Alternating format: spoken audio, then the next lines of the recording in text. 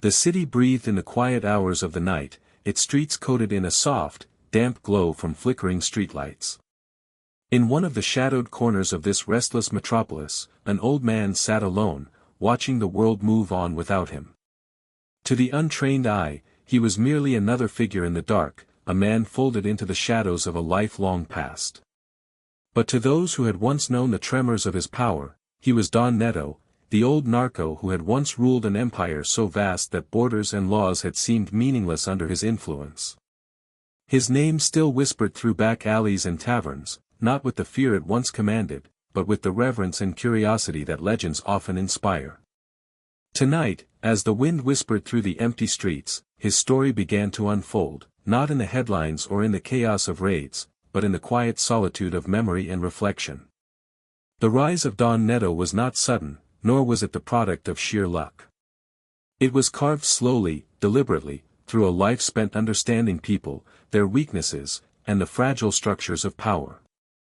He had learned, early on, that the world did not reward kindness or patience but rather cunning and audacity. Yet, even as he built his empire brick by brick, shipment by shipment, there were moments, fleeting, almost invisible, to those outside his inner circle, when the humanity of the man peeked through. It was in these quiet interludes that the world began to see the paradox of Neto, a man capable of orchestrating unimaginable violence while maintaining a sense of calculated calm, a reflective patience that was almost meditative in its precision. He was, in many ways, a philosopher of the underworld, studying life not through books or lectures but through action, observation, and the silent language of fear and respect. To understand the magnitude of his empire, one must first picture it not as a series of headlines or sensational stories, but as a living, breathing organism. There were the routes, the safe houses, the connections that ran through cities like veins carrying life, and sometimes death, across borders.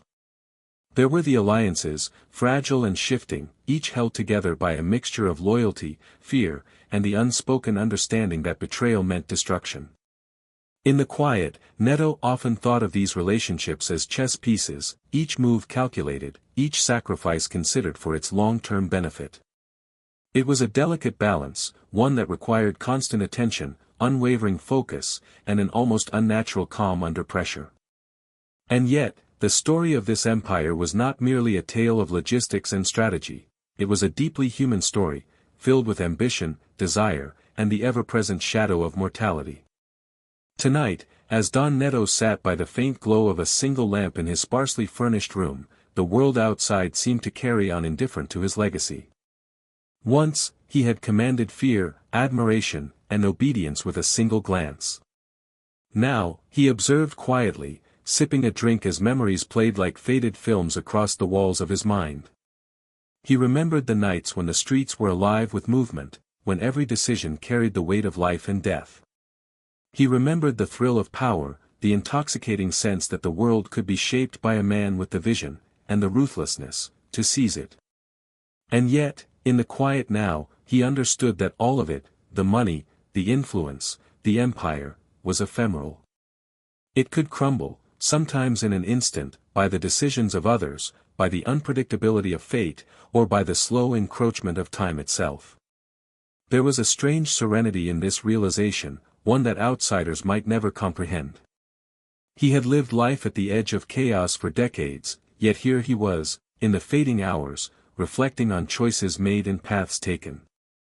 The story of Don Neto was not a simple tale of crime and punishment, it was a meditation on power, loyalty, and the fragility of human ambition. Each chapter of his life, from the first small thefts to the empire that stretched across borders, was imbued with lessons about trust, fear, and the strange interplay between myth and reality. Listeners might imagine scenes of violence, of high-stakes exchanges and clandestine meetings, but the true essence of his story lay in the quiet moments, the contemplations, the regrets, the fleeting glances at what had been and what might never be again. As the night deepened and the city exhaled its last sighs before dawn, one could almost hear the weight of history settling around him. Don Neto had seen allies become enemies, empires rise and fall, and the world change in ways both terrifying and magnificent. And yet, in the stillness, he was simply a man, a figure enveloped in shadows, observing, remembering, reflecting. His story, though marked by danger and notoriety, was also a story of survival, of cunning, and of the quiet dignity that sometimes comes when one has seen everything and yet continues to endure. It was a story that demanded attention, not through violence or spectacle, but through the quiet force of presence, the subtle gravity of a life lived fully, fiercely, and without apology. And so, as listeners drift into the calm embrace of night, they are invited to step softly into this world. To understand not just the legend of Don Neto, but the human being behind the myth. To wander through the streets he once ruled, to glimpse the empire he once held, and to feel the weight of time pressing gently against memory. For this is the beginning of a story that unfolds slowly, deliberately, and with the steady rhythm of a heartbeat, guiding the audience into a deep, reflective journey, a journey into the life of the old narco who watched his empire rise, reign, and ultimately fall. Don Neto's story did not begin with empires or fear, it began in the quiet, crowded streets of a neighborhood where poverty was as constant as the sun rising over the horizon.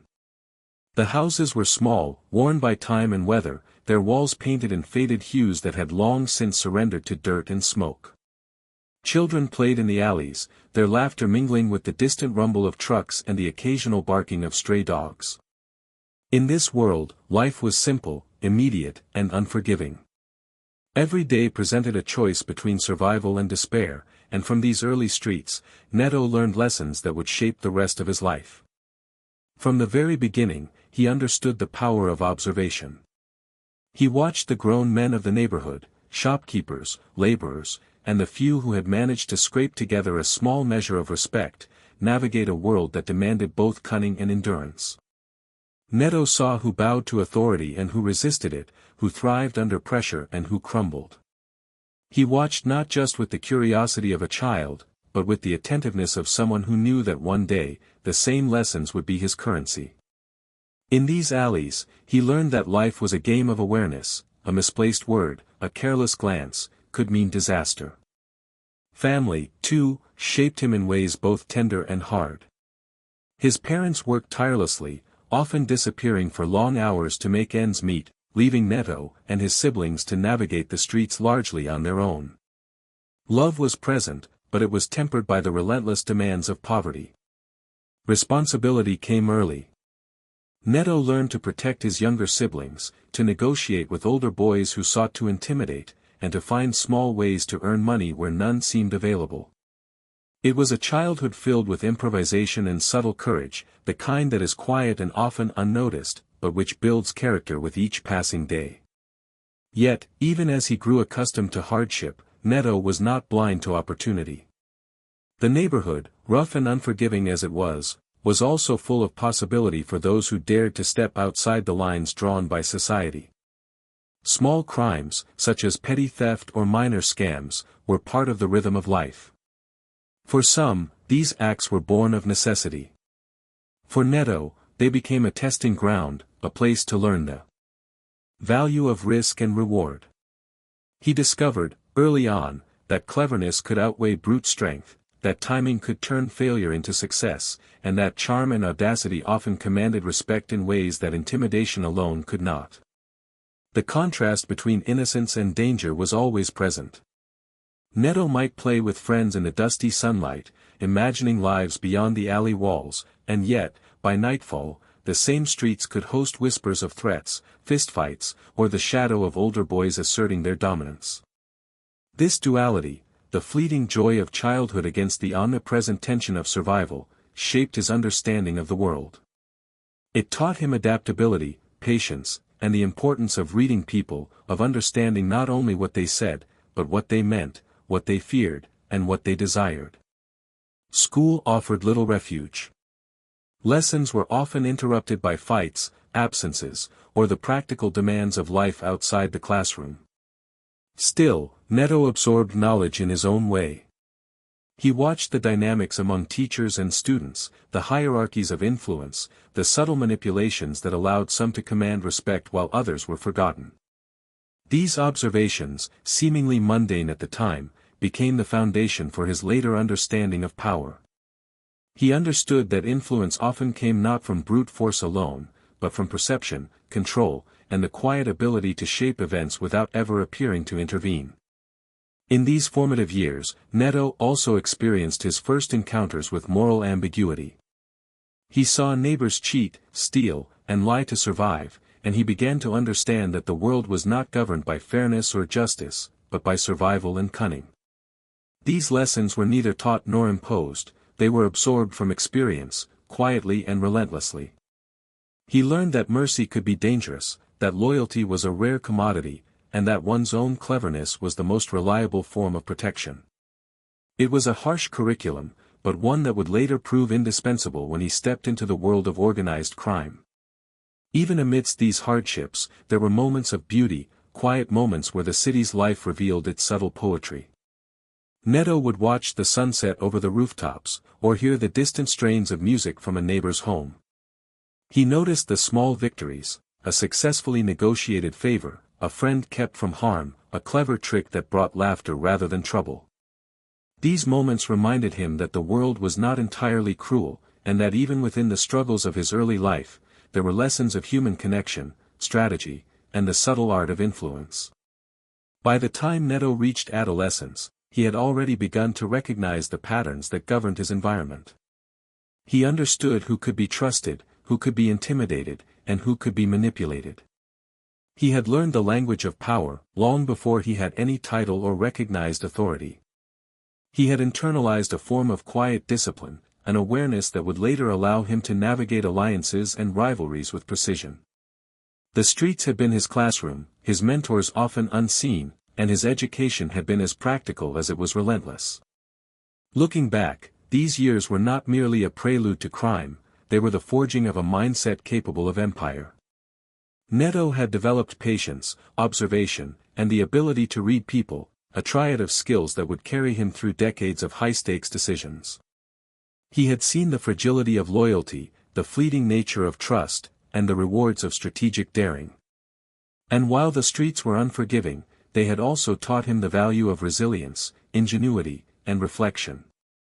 In the quiet of his later years, as Neto would reflect on these early days, he often marveled at how much of his later life had been shaped by what others might call mere survival. Yet survival, he understood, was the beginning of power. The lessons of the neighborhood, of poverty, observation, and subtle negotiation, laid the foundation for the empire he would one day build. It was in the contrast between hardship and opportunity, innocence and cunning, that Neto had learned the first rules of the world he would soon seek to dominate. These formative years, filled with both struggle and subtle victories, were the invisible scaffolding of his later life. Each decision, each observation, each small act of courage or cunning contributed to the man who would eventually sit at the helm of a sprawling empire. To understand Don Neto, one must first walk these streets with him, see the world through his eyes, and grasp the lessons that only hardship and careful observation can teach. The seeds of ambition had been planted, quietly and deliberately, long before power arrived, and it was these seeds that would grow, unnoticed at first, into something far larger than anyone could imagine. Neto's first steps into crime were subtle, almost imperceptible to the casual observer, yet they were deliberate, calculated, and profoundly formative. They began not with grand heists or daring escapes, but with small acts, minor thefts that tested his wit, nerve, and timing. A stolen wallet here, a shopkeeper's goods subtly diverted there, each minor act a lesson in risk and consequence. For Neto, these were not just crimes, they were exercises in understanding the delicate balance between boldness and caution. Even as a young boy, he sensed that every action had reverberations far beyond the immediate moment, and he learned to read those echoes carefully. The streets themselves became both classroom and battleground. Neto observed the older boys who ran small operations in the neighborhood, noting their methods, their failures, and, most importantly, their mistakes. Some relied purely on intimidation, lashing out at those who crossed them without foresight. Others relied on charm, their audacity often masking a lack of preparation. Neto began to experiment, testing minor cons and small schemes, always careful to measure the consequences. Each success brought confidence, each failure, a lesson etched deeply into his understanding of human behavior. Charisma, Neto quickly discovered, was as valuable as cunning. He learned to speak with a calm authority that commanded attention, to smile when it disarmed suspicion, and to step back when patience offered greater rewards than immediate action. In the alleys and corners of his neighborhood, he began to cultivate an aura, one that suggested both capability and subtle threat without ever needing to raise his voice. It was this combination of observation, daring, and subtle influence that set him apart, drawing the attention of those who would later become his mentors and allies. Early encounters with the law were fleeting but instructive. Neto experienced the sting of first arrests and the tense moments when he narrowly escaped detection. Each run-in reinforced a simple truth: careful planning and psychological acuity could keep him just out of reach, but one lapse could be catastrophic. These brushes with authority were not terrifying in the conventional sense, they were, instead, exercises in understanding the world's rules, the fragile structures that governed risk and punishment. They taught him discretion, patience, and the subtle art of timing, lessons he would carry into every decision he made later in life. It was during this period that Neto first attracted the attention of the older men in his neighborhood, the small-time operators who had carved modest territories of influence in an otherwise chaotic world. They watched him with curiosity, a boy who could navigate danger with calm confidence, who measured risks carefully, and who understood the nuances of people and power. Some dismissed him as reckless, others saw potential. Slowly, Neto began to be included in minor operations, carrying messages, running errands, and learning the unspoken rules of trust, loyalty, and obedience that underpinned their small networks. It was a subtle induction, a quiet initiation into a world that demanded cunning, courage, and discretion. Each small success emboldened him. He discovered that careful observation often yielded greater rewards than brute force. He noticed patterns, times when shopkeepers were distracted, moments when neighbors turned their heads, and opportunities that others overlooked. Neto learned to exploit these windows with precision, never drawing unnecessary attention but always maximizing the outcome. His early crimes were rarely about wealth, they were about understanding, practice, and the slow accumulation of skill. Each act, no matter how minor, was a rehearsal for a life that would demand mastery over both people and circumstance. There was also an emotional element to these early exploits. Neto felt a thrill not merely from the act itself, but from the subtle dance of anticipation, action, and consequence. He relished the quiet triumph of planning executed flawlessly, the gentle adrenaline that came from operating just beyond the edges of the law. And yet, there was always an awareness of the stakes. One wrong move could bring punishment, ridicule, or worse. This awareness sharpened his instincts, cultivating a sense of timing, patience, and prudence that would become the hallmark of his later empire.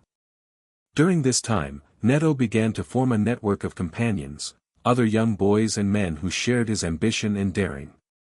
Some were loyal, drawn to his charisma and vision. Others were opportunistic, testing limits and boundaries. Neto learned early how to manage these relationships, rewarding loyalty, discouraging treachery, and subtly asserting authority without overt confrontation. This early practice in leadership, even among his peers, was an essential step in his development. He was learning the human element of power, the subtleties of influence, negotiation, and perception, that would later allow him to command vast operations. The first minor successes also brought attention from unexpected sources.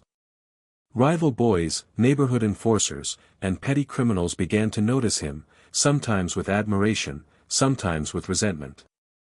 Neto quickly recognized that reputation could be a weapon as powerful as any physical act. A whispered story of cleverness, a carefully timed display of courage, or even a subtle act of mercy could shape perception, instill respect, or sow fear. He began to understand the psychology of influence, that control was often more about perception than action, and that the careful management of appearances could open doors or close threats before they fully materialized. By the end of these formative years of minor crime, Neto had established a foundation that would carry him into organized networks. He had learned to navigate danger, manipulate perception, and cultivate relationships. He understood risk and reward, patience and timing, loyalty and betrayal. And perhaps most importantly, he had developed a sense of self-assuredness tempered by constant vigilance. He was no longer just a boy playing on the streets, he was a young strategist, quietly observing the world, learning its rhythms, and preparing for the day when opportunity would arrive on a much larger scale. Even now, looking back from the perspective of decades later, Neto often reflected on these early experiences as both a crucible and a classroom. They were not glamorous, they were small, almost invisible in the grand scope of his life. Yet they had taught him lessons that wealth, power, or fear alone could never impart. The ability to read people, to anticipate outcomes, and to act decisively had been forged in these small, seemingly insignificant moments. They had prepared him for a future where the stakes would be infinitely higher, the consequences infinitely more profound. In this way, the first steps into crime were as much about preparation as they were about transgression. Neto had begun to understand a fundamental truth that would guide him through every stage of his life: power was not seized in a single act, but cultivated slowly, deliberately, through observation, patience, and careful action. The neighborhood may have seemed small, chaotic, and insignificant, but to Neto, it was a microcosm of the world he would one day dominate, a place where lessons were learned quietly, reputations were built subtly, and empires could be imagined long before they were tangible. As Neto grew older, the world he navigated expanded beyond the familiar streets of his childhood. The petty thefts and small cons were no longer sufficient. He had begun to understand that influence and survival required structure, alliances, and a deeper understanding of the unspoken rules that governed human behavior. This was the time when he began to step into organized crime, a world where careful planning, loyalty, and deception were currencies more valuable than cash or weapons. Neto was no longer a boy testing the edges of the law, he was becoming a man learning the subtle architecture of power, one observation and decision at a time. The first lesson he absorbed was that respect was earned silently. Loud threats or overt displays of aggression drew attention, but they rarely ensured loyalty. Neto watched older men operate with patience, their dominance expressed through controlled action rather than noise. He noticed how even small gestures, a word spoken at the right moment, a favor done discreetly, a slight demonstration of courage, could shift perception dramatically. He began to replicate these behaviors, learning that the appearance of calm control often mattered more than brute force. Each interaction, whether with allies or rivals, became a calculated experiment in influence and observation. Mentors emerged gradually, often in unexpected ways. Older men who had carved modest empires in their neighborhoods recognized Neto's potential. Some were cautious, others curious, and a few were quietly impressed by the young man who could command attention without arrogance and navigate danger without rashness. These mentors allowed Neto access to minor operations, providing him with exposure to the inner workings of organized networks. He learned the importance of hierarchy, the subtle protocols of trust, and the mechanisms by which information flowed, favoring some and excluding others. Every small task, delivering messages, observing meetings, or negotiating minor disputes, became a lesson in human psychology and strategic thinking. At the same time, Neto encountered his first real rivalries. Competing boys and small-time operators tested his resolve, challenging his intellect and daring. These confrontations were rarely violent in the early stages, instead, they were subtle contests of wit, patience, and psychological insight.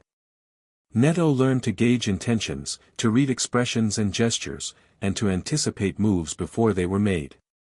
He discovered the power of subtle intimidation, where a well-timed word or a quiet show of confidence could unnerve opponents without a single blow being struck.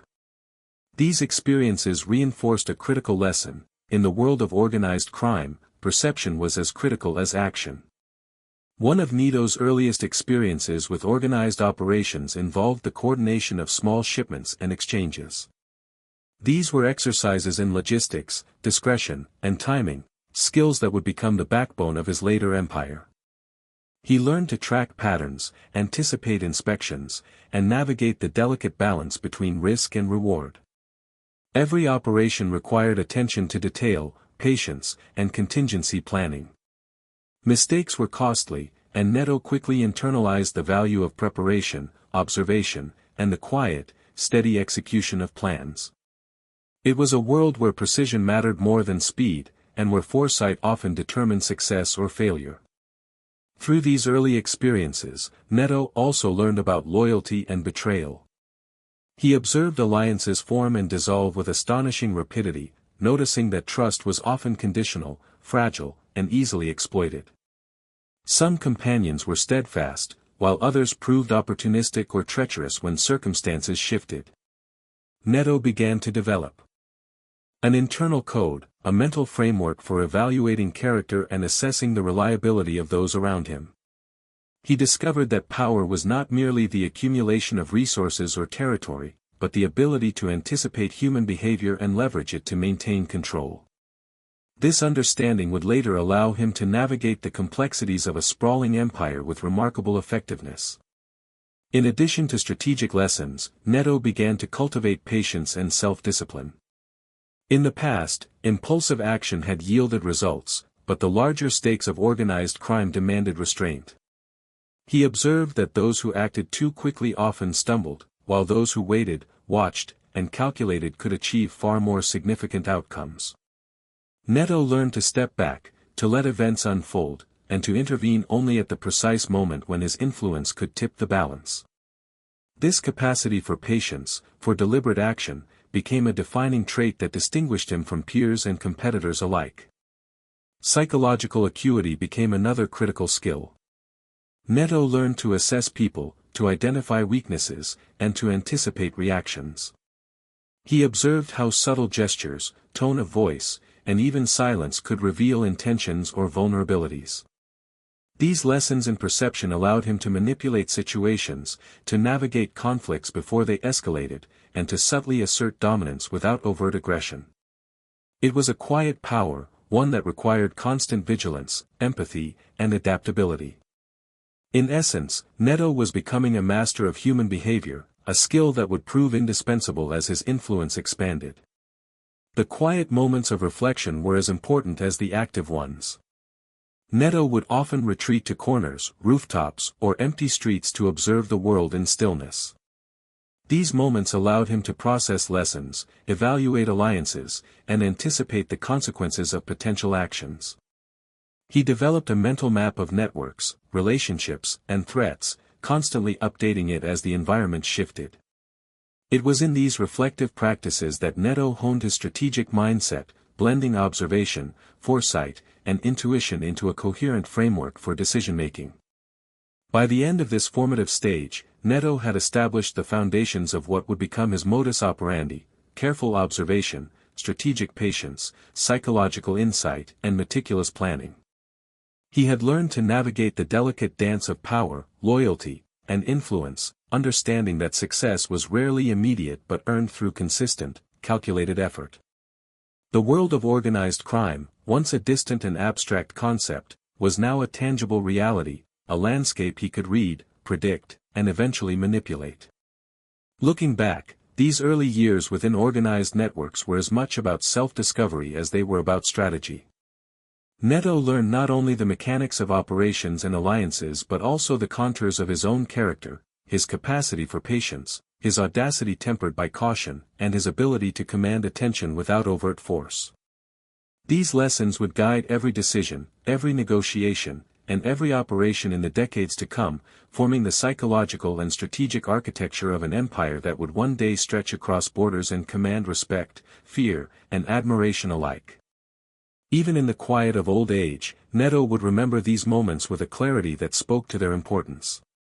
They were small, often invisible, yet they shaped the man who would rise to power, teaching him that the world's rules were rarely written, but always observed, interpreted, and, when necessary, rewritten. The making of a mobster, Neto realized, began not with guns or grand schemes, but with careful attention, subtle influence, and the quiet mastery of human behavior, a mastery he had begun to perfect long before the world ever noticed him. It was a night like so many others when Neto made his first move that would signal the beginning of something far larger than the streets of his neighborhood. He Had spent years observing, learning, and quietly testing his instincts, but now the opportunity for a more significant score presented itself. The target was modest by the standards of the empire he would one day command, a shipment of goods moving quietly through the city, but to Neto, it represented a chance to demonstrate skill, foresight, and audacity all at once. He knew that success here could open doors, attract allies, and signal to the world that he was a figure not to be underestimated. The operation was meticulous. Neto spent days gathering information, learning schedules, noting guard rotations, and understanding the behavior of everyone involved.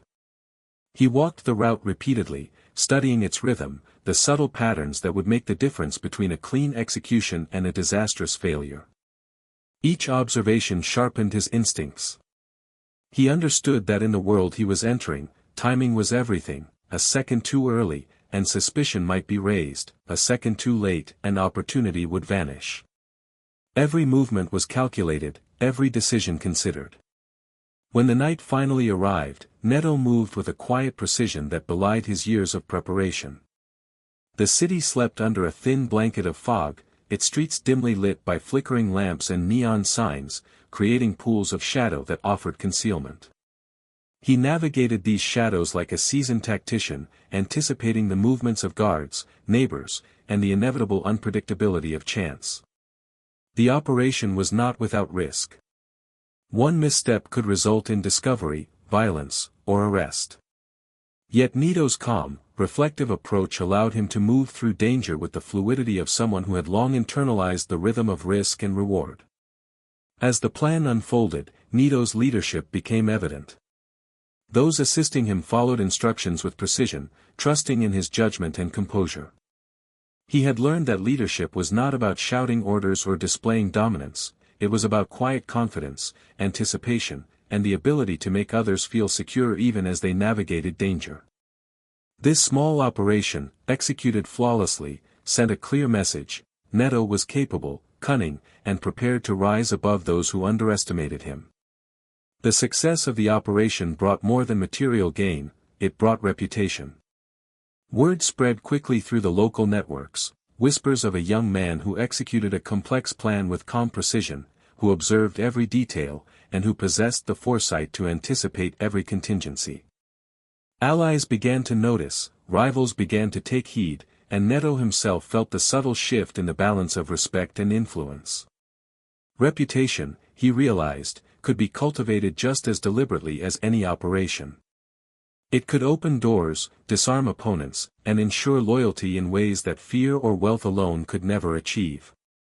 But Neto's first major score was not just about strategy, it was also about psychology. He understood that the perception of control mattered as much as actual control. Observers needed to see a figure capable of orchestrating events flawlessly, of anticipating problems, and of guiding outcomes without apparent strain. This careful cultivation of image and reality, executed through small yet deliberate acts, became a cornerstone of Neto's approach to power. He was learning that influence was as much about the mind as it was about action, a lesson that would define every stage of his rise. Even in moments of calm reflection, Neto understood the fragility of success. Every operation, no matter how well planned, carried inherent risks. He considered contingencies. What if a guard noticed a pattern?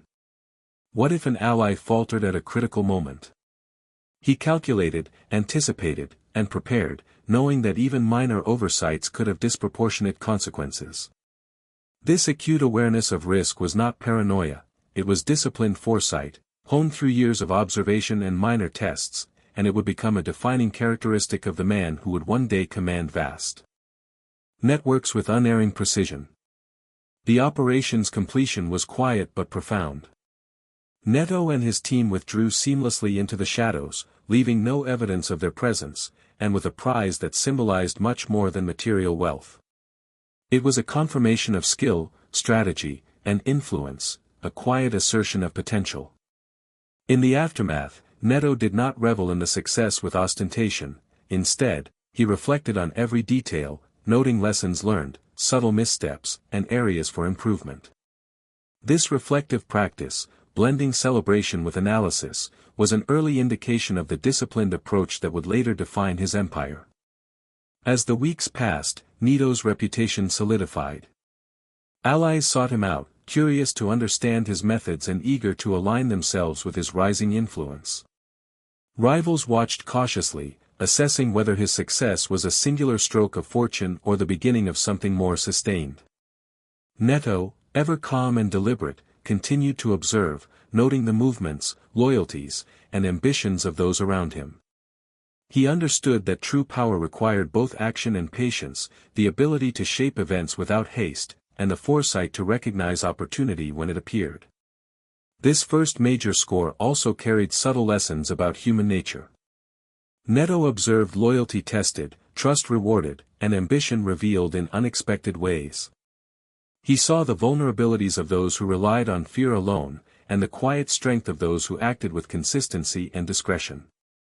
Each interaction, each reaction, each subtle gesture became data, information that would later guide him in building alliances, assessing threats, and structuring operations on a scale far beyond these early endeavors.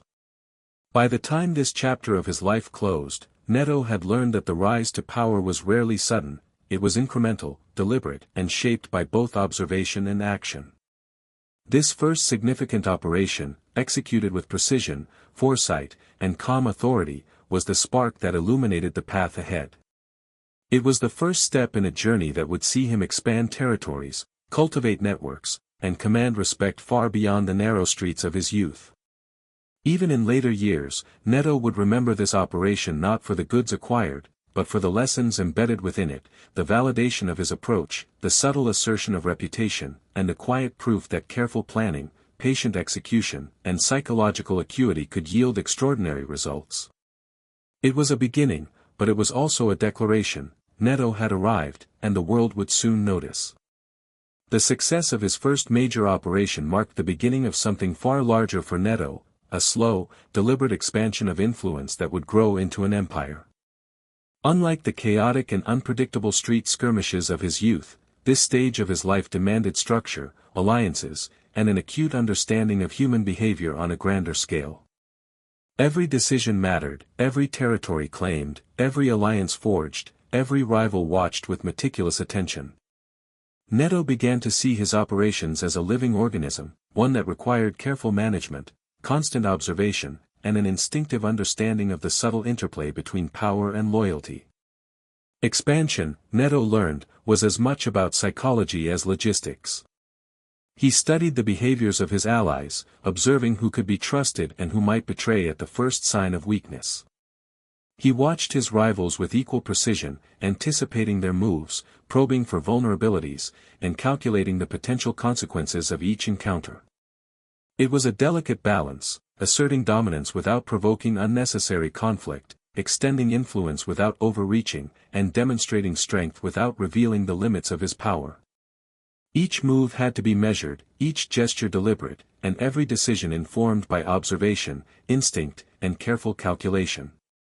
The networks he began to cultivate were intricate and multi-layered. Safe houses dotted the cityscape, each chosen for strategic value and secrecy. Communication lines, both formal and informal, were established with precision, enabling the rapid exchange of information while maintaining plausible deniability. Alliances were negotiated with a mixture of charm, subtle intimidation, and carefully timed favors, reinforcing loyalty while minimizing the risk of betrayal. Neto understood that his empire's strength lay not just in the resources he controlled, but in the network of people whose loyalty and influence multiplied his own. Territorial expansion brought both opportunity and risk.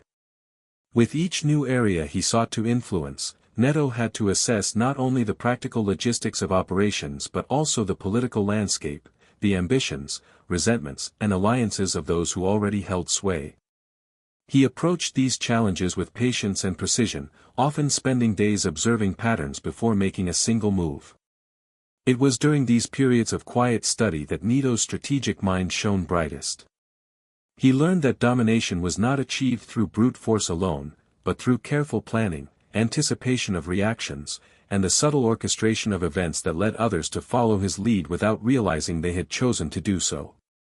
Even as his influence grew, Neto never allowed himself to become complacent. He remained vigilant, recognizing that power is fragile, and that an empire, no matter how vast, could crumble if attention wavered.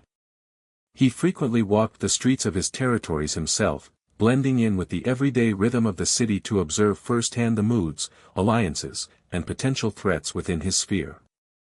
These excursions were not displays of bravado, they were exercises in intelligence gathering, subtle management, and the reinforcement of perception. The people who saw him moving quietly among them learned to respect and fear the presence of a man who seemed always to know what was happening, even when he appeared disengaged. The logistics of expansion also demanded innovation. Neto began to streamline operations, finding ways to increase efficiency while minimizing risk.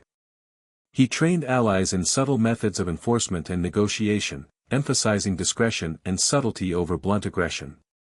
He implemented systems to track shipments, alliances, and potential threats, creating an organizational structure that allowed him to maintain control without needing to micromanage every detail.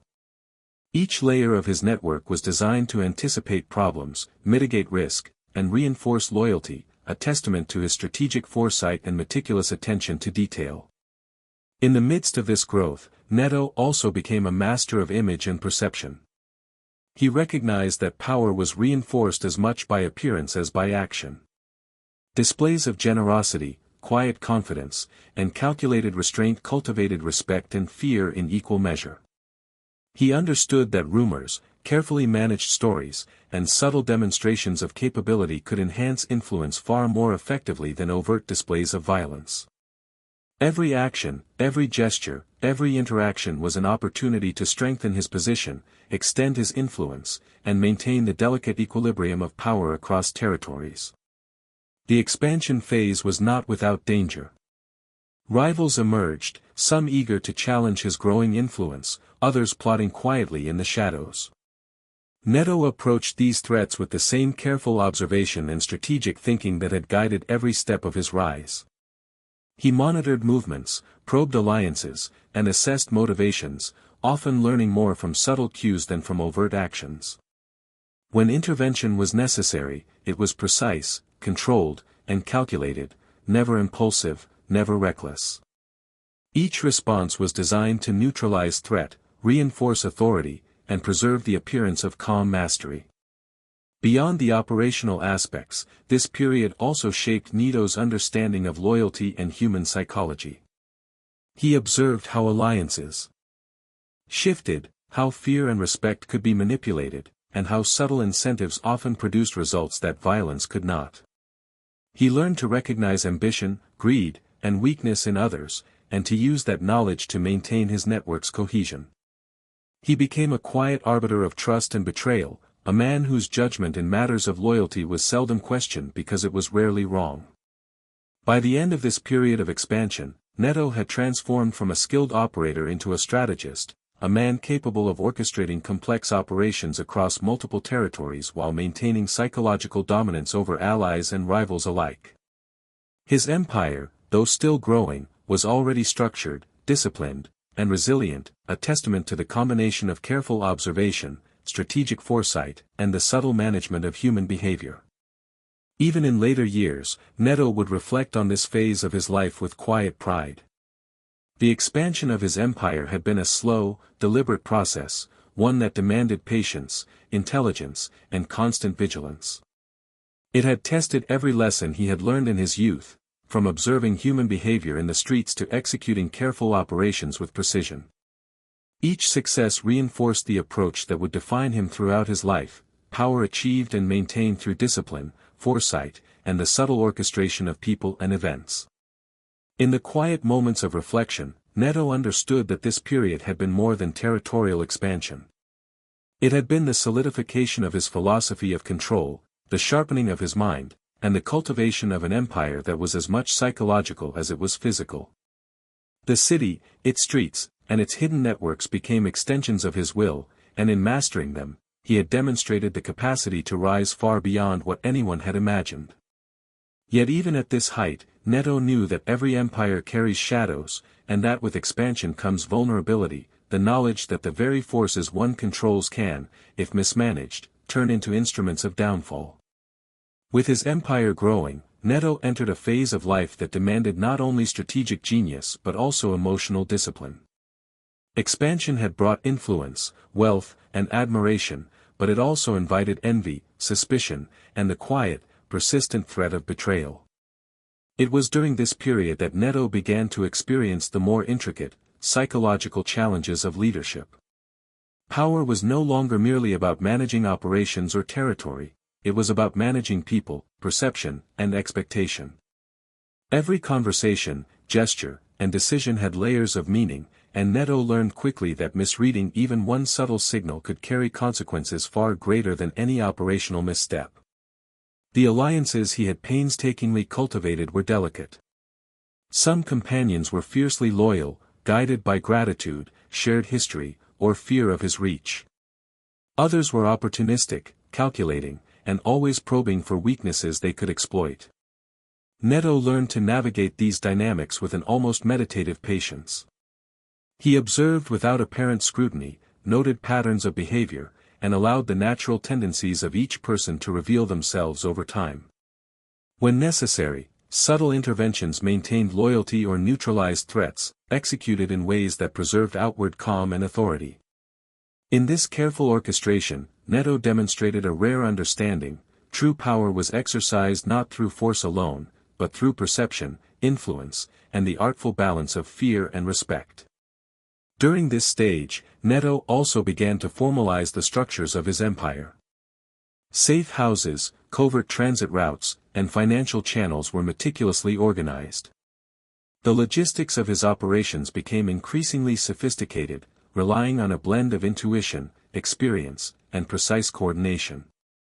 He developed systems to ensure that every piece of the empire, no matter how small, was monitored, controlled, and optimized. Mistakes were meticulously analyzed, lessons internalized, and procedures adapted to prevent repetition. Neto understood that the difference between a flourishing empire and one vulnerable to collapse often lay in the small, invisible details, the mechanisms that others overlooked but he observed with relentless attention. As influence grew, so too did the stakes. Rival factions, sensing both opportunity and threat, began to challenge his expanding reach. These confrontations were rarely explosive, rather, they were psychological, subtle, and often cloaked in ambiguity. Neto learned to detect the faintest signals of defiance or ambition, to anticipate the maneuvers of potential adversaries, and to act preemptively without revealing the full extent of his knowledge. It was a dance of shadows and perception, one in which the consequences of misjudgment could be catastrophic. And yet, through careful observation, patience, and decisiveness, Neto maintained the delicate balance, ensuring his empire expanded without fracturing under pressure. The nature of loyalty also evolved in this period. Neto observed that some individuals were motivated by respect, others by fear, and still others by self-interest or opportunism. He learned to tailor his approach, to cultivate allegiance through recognition, reward, or the strategic demonstration of power. Subtle acts, a timely favor, an appearance of impartiality, a gesture of trust, could inspire devotion or diffuse resentment.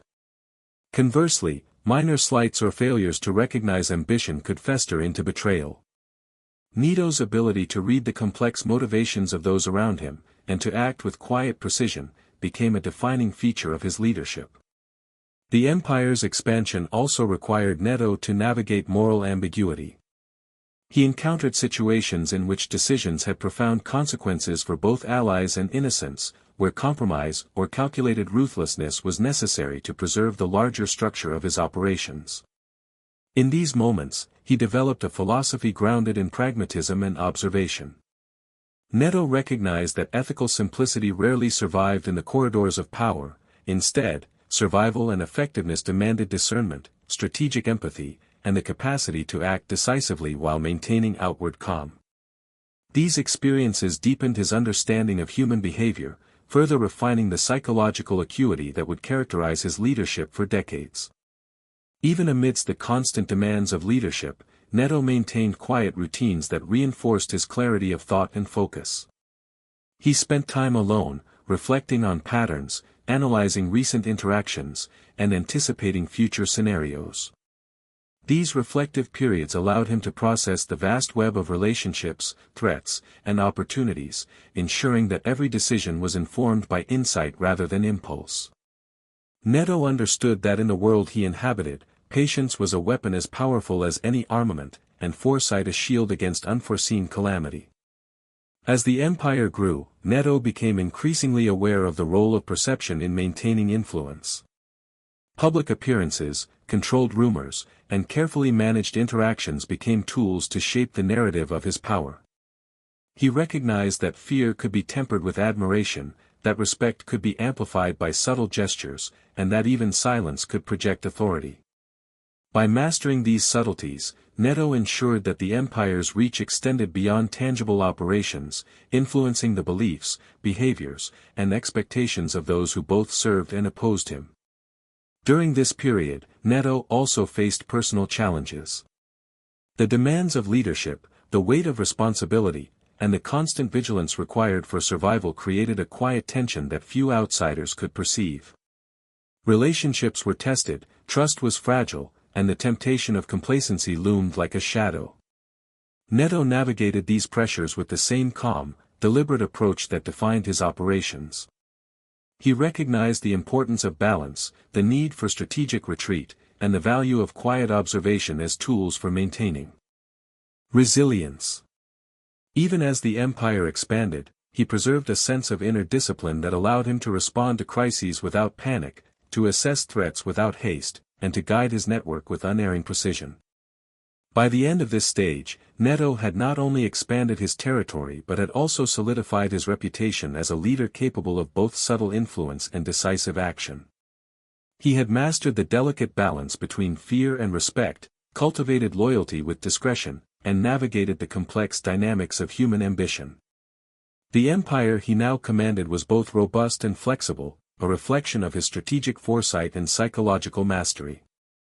Every operation, alliance, and negotiation had been executed with deliberate intent, and the foundation for the most powerful phase of his life was firmly in place.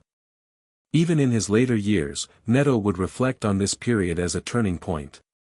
The lessons learned, the subtle management of loyalty, the cultivation of perception, the integration of psychological insight into strategy, had transformed him from a skilled operator into a true architect of influence.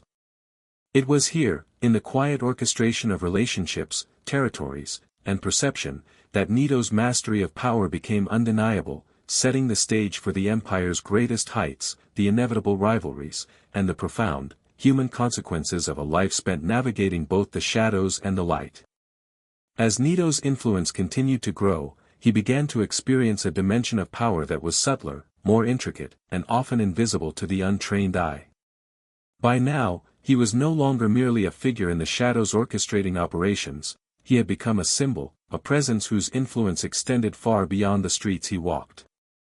People spoke of him in hushed tones, weaving together tales of cunning, discipline, and audacity.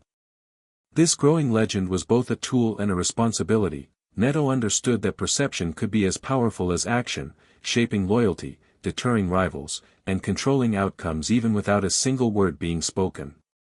At this stage, the city itself became a chessboard, and Neto a master player, moving pieces carefully, anticipating countermoves, and shaping the environment to reinforce his authority.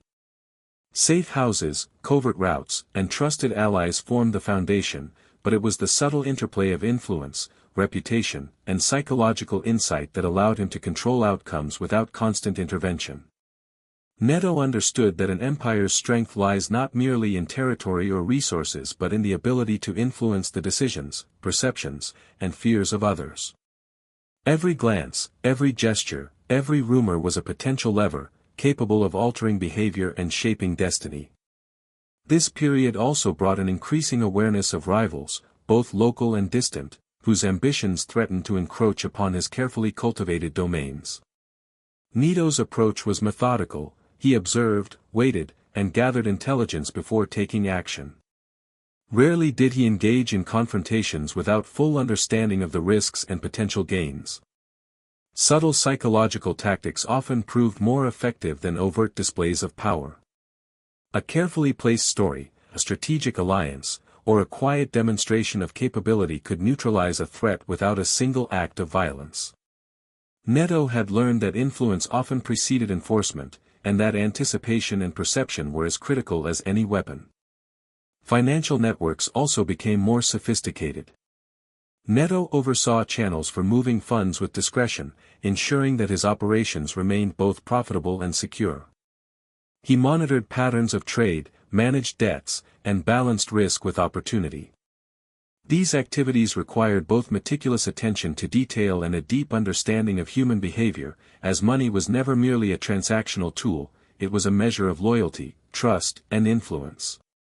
Neto knew that controlling the flow of resources gave him leverage over allies and rivals alike, enabling subtle interventions and long-term strategic positioning.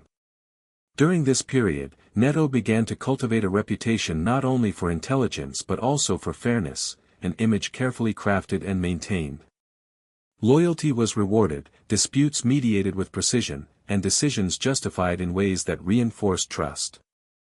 Those who served him understood that discretion and skill were valued above impulsive aggression, and that calculated patience often yielded far greater rewards than reckless action. This reputation strengthened his network, attracted capable allies, and deterred rivals, establishing a social architecture as critical to the empire as its physical and financial structures. Yet, despite these outward successes, Neto was acutely aware of vulnerability. The higher one rises, the more precarious the position, and he understood that even minor missteps could unravel years of careful planning. He maintained routines of observation and reflection, retreating periodically to analyze decisions, reassess alliances, and anticipate future threats. It was in these quiet moments that he strengthened the internal architecture of his power, the mental frameworks that allowed him to balance ambition with caution, influence with subtlety, and decisiveness with patience. The human element remained central.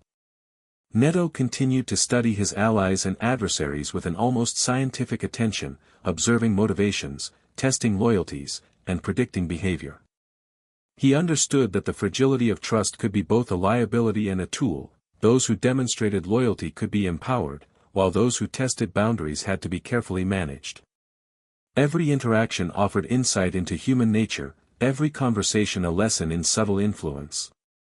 Through this psychological mastery, Neto extended his reach far beyond the physical territories he controlled, shaping outcomes in ways unseen but deeply felt. This stage of the empire's evolution also required Neto to navigate moral and ethical complexity. Decisions often carried profound consequences for those within and outside his network, and pragmatism often overrode sentiment. Neto learned to separate emotion from strategy, to act decisively when necessary, and to maintain the outward appearance of calm even in the face of potentially devastating choices. These experiences honed his judgment, deepened his understanding of human behavior, and reinforced the disciplined, reflective approach that would define his leadership for decades.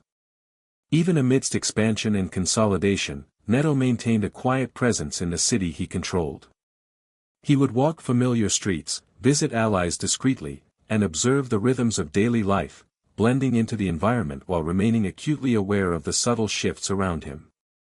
These excursions were both symbolic and practical, reinforcing his awareness of the human and operational landscape, and ensuring that he remained connected to the people, places, and dynamics that formed the foundation of his influence.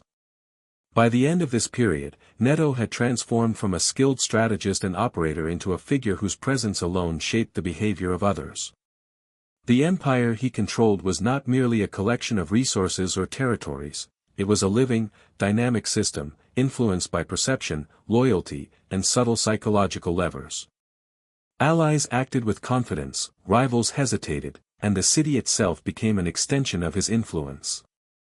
This mastery of both tangible and intangible elements of power would sustain him through decades of success and prepare him for the inevitable challenges, betrayals, and trials that awaited as his empire reached its height. Even in the quiet of his later years, Neto would reflect on this period as the time when strategy became art and influence became both shield and weapon. He recognized that the ability to shape perception, anticipate human behavior, and act with deliberate subtlety was far more powerful than brute force alone. In these years, he perfected the psychological dimension of leadership, creating a network resilient to threats, adaptive to change, and anchored in loyalty, fear, and respect. It was in this intricate, invisible web that the true power of Neto's empire resided, a power that would endure, influence, and command, even as the world around him shifted and time continued its relentless march. By now, Neto had fully stepped into the dual role of strategist and ruler, a figure whose influence extended across neighborhoods, networks, and whispered conversations in quiet corners. Yet, with prominence came scrutiny, subtle challenges, and the beginnings of rivalries that would test both his cunning and his patience. Neto had learned early that power attracts both allies and enemies, often in equal measure. While some were drawn to his calm authority and strategic mind, others were quietly plotting, assessing vulnerabilities, and waiting for the right moment to strike. It was during this period that Neto first truly understood the delicate balance of trust and suspicion that defines the life of a man in control. Rival factions emerged with increasing frequency, some testing the boundaries of his empire overtly, while others operated in the shadows, probing for weaknesses. Neto approached these threats with measured observation. He never acted hastily, instead, he allowed patterns to reveal themselves, watched reactions unfold, and analyzed the motivations behind every move. His calm demeanor, so central to his persona, became a psychological shield, projecting confidence while masking the meticulous calculations of a mind constantly evaluating risk and reward. Every meeting, every conversation, every casual interaction held potential information, and Neto's awareness of this fact allowed him to maintain control even when the world seemed uncertain. During this time, alliances became a delicate art form. Neto knew that loyalty could be bought, earned, or coerced, but it could also be fragile, shifting with the tides of fear, ambition, and opportunity. He cultivated relationships with subtle care, rewarding dedication, recognizing contributions, and, when necessary, removing threats with precision that left little room for dispute.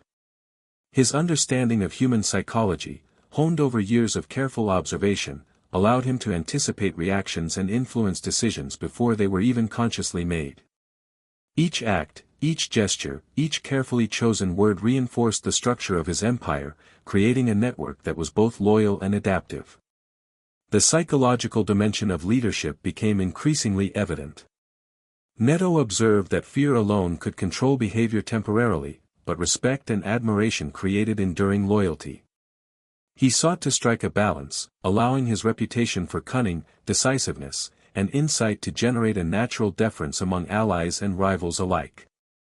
Rumors, reputation, and carefully managed appearances became tools as essential as weapons or money, shaping perceptions in ways that strengthened his influence without unnecessary exposure. In many cases, the mere possibility of Neto's awareness or intervention was enough to guide behavior, a testament to the power of strategic subtlety. Financial control and operational logistics were equally critical during this phase. Neto oversaw increasingly complex networks, managing resources with precision and foresight. He ensured that shipments, funds, and territories were monitored, secure, and optimized for efficiency. Every transaction was more than a transfer of wealth, it was a means of consolidating influence, reinforcing loyalty, and establishing patterns of dependency that strengthened the cohesion of his empire. Neto's attention to detail allowed him to anticipate problems before they emerged, minimizing risk while maximizing both profitability and control. Despite these outward successes, Neto remained acutely aware of vulnerability.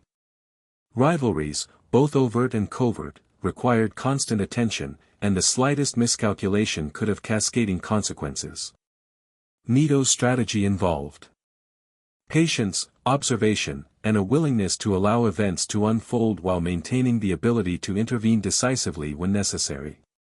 He understood that timing was often more important than action itself, that silence could be as powerful as speech, and that perception often held more weight than reality.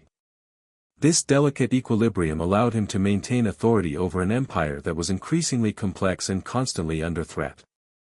During this period, Neto also became aware of the personal cost of leadership. The vigilance required to maintain power was exhausting, demanding constant attention to detail and continuous reflection on strategy. Friendships, trust, and personal relationships were tested by ambition, fear, and the constant pressures of authority. Neto developed routines that allowed him to maintain clarity and focus, often retreating to quiet spaces where he could analyze interactions, anticipate challenges, and consider long-term consequences. These moments of reflection reinforced his capacity for patience, foresight, and calculated action, essential qualities for maintaining influence over a vast and complicated network. The role of reputation became increasingly critical as well. Neto had learned that stories, appearances, and carefully curated impressions could accomplish what force alone could not. A whispered tale of decisiveness, a quiet demonstration of intelligence, or a subtle act of calculated generosity could strengthen loyalty, disarm rivals, and reinforce perception of control. Neto understood that influence was a living thing, shaped as much by observation and rumor as by direct action, and he leveraged this understanding to maintain cohesion within his network while managing the inevitable pressures of ambition and rivalry. Strategic patience, psychological insight, and meticulous organization allowed Neto to navigate an environment of constant uncertainty. Every interaction became an opportunity to reinforce his authority, every decision a test of judgment, and every observation a data point in the ongoing assessment of risk and opportunity.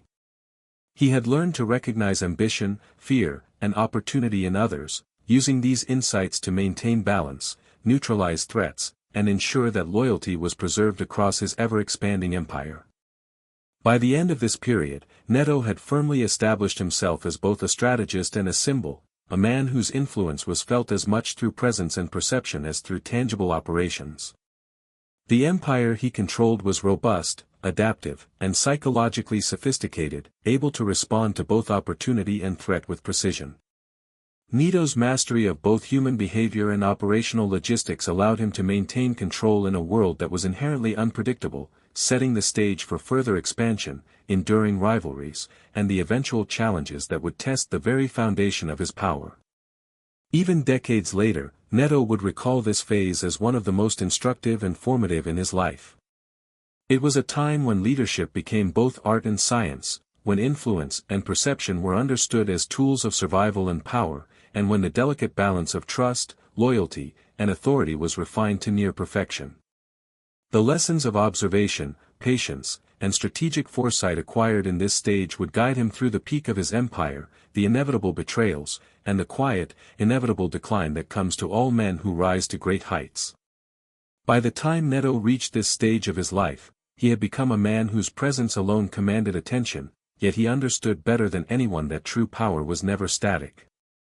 The world around him was in constant flux, rivalries evolved, alliances shifted, and the city itself seemed to breathe in rhythms that demanded careful attention. Neto's operations had grown from simple networks into intricate systems of influence, spanning territories, finances, and human relationships. Each piece required management, each relationship careful cultivation. And each decision weighed against both immediate consequences and long-term ramifications. In this, he had learned that leadership was less about action and more about anticipation. Neto's expanding empire brought new challenges. The greater the influence, the more subtle the threats became. Rivals no longer attacked openly, they probed quietly, tested loyalties, and exploited even the smallest cracks in the system. Neto responded not with impulsive force, but with a measured approach that combined observation, analysis, and psychological insight.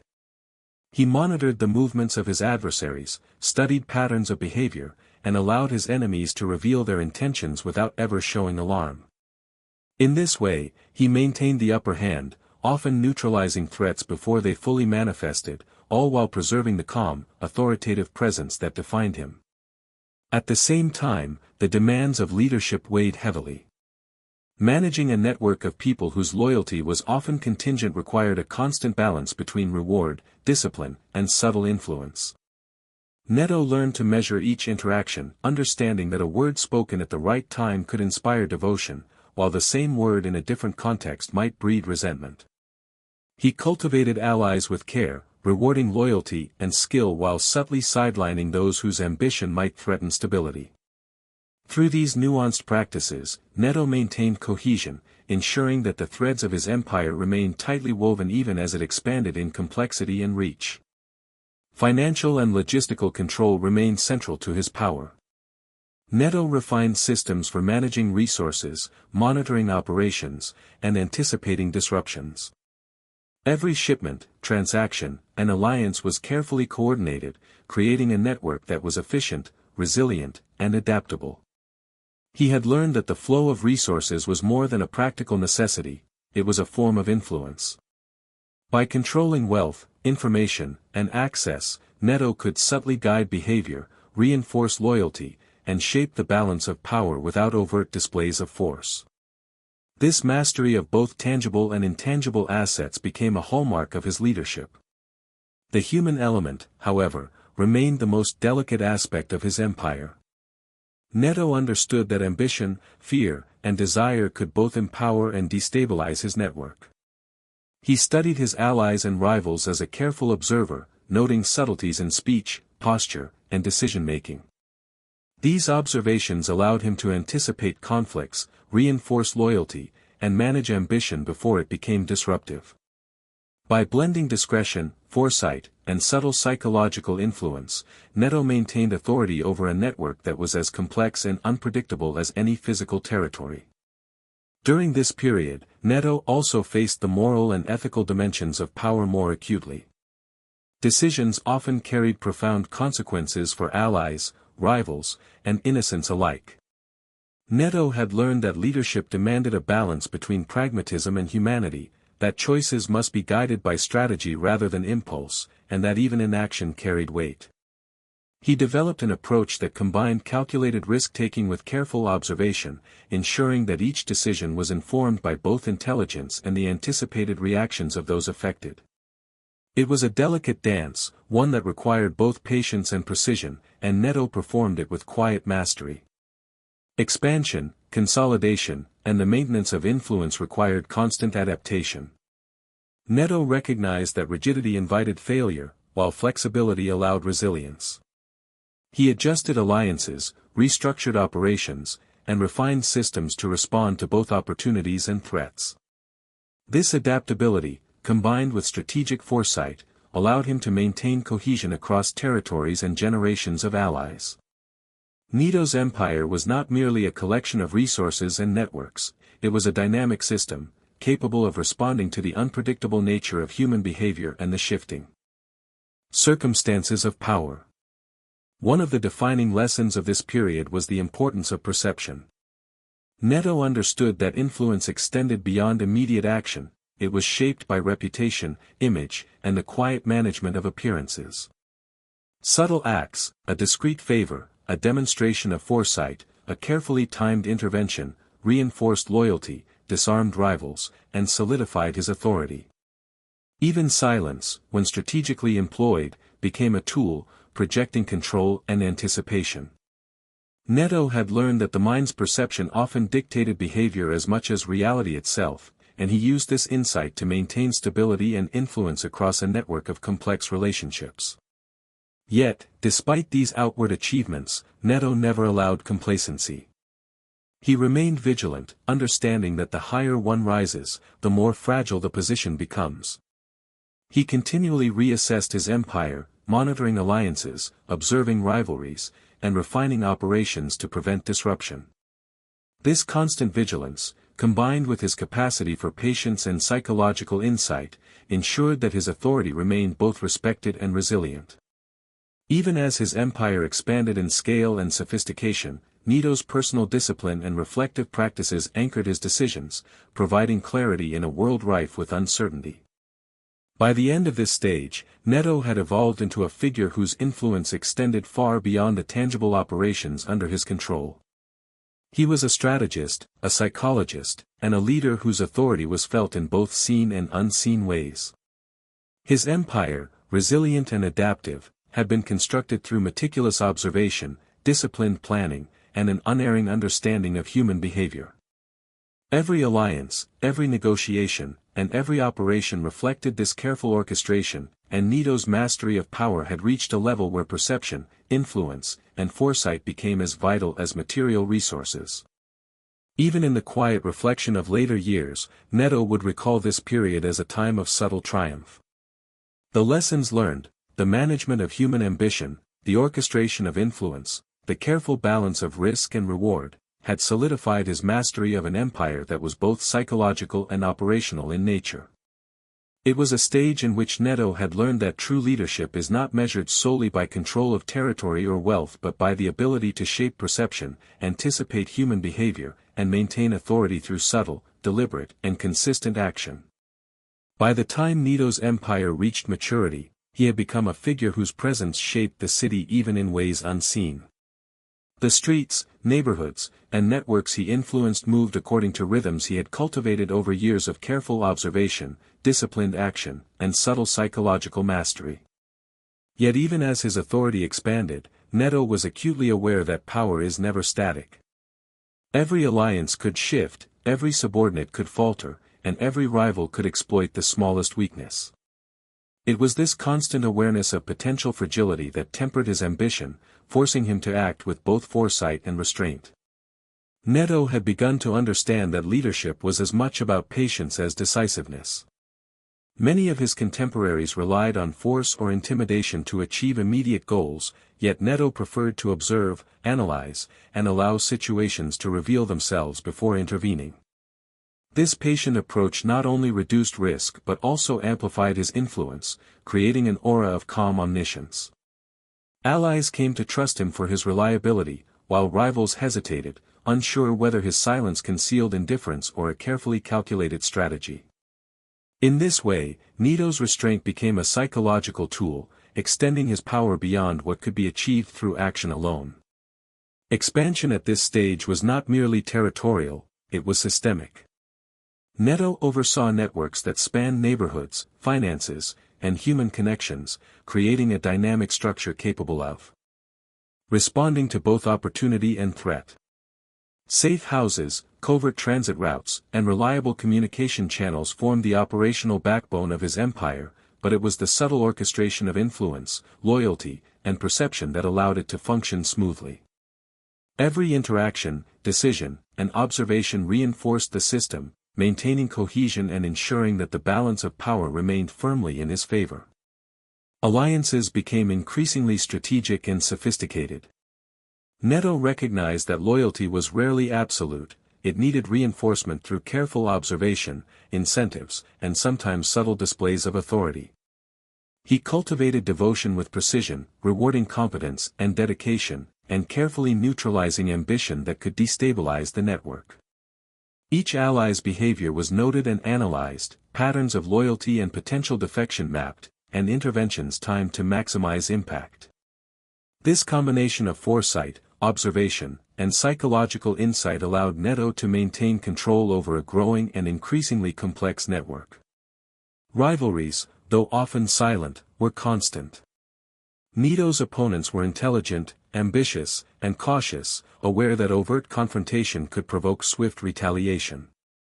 He learned to anticipate their strategies, to recognize patterns, and to act decisively when necessary.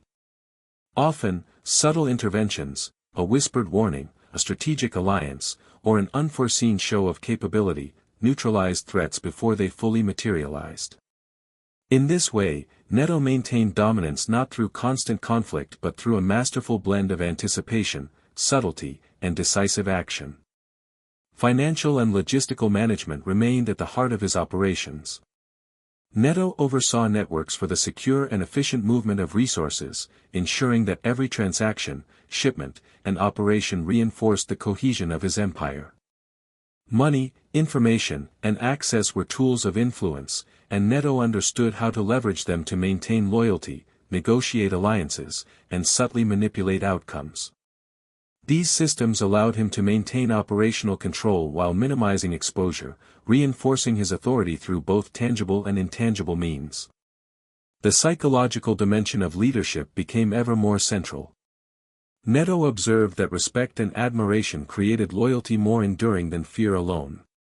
He carefully balanced displays of decisiveness with gestures of trust, subtle interventions with acts of generosity, and control with discretion.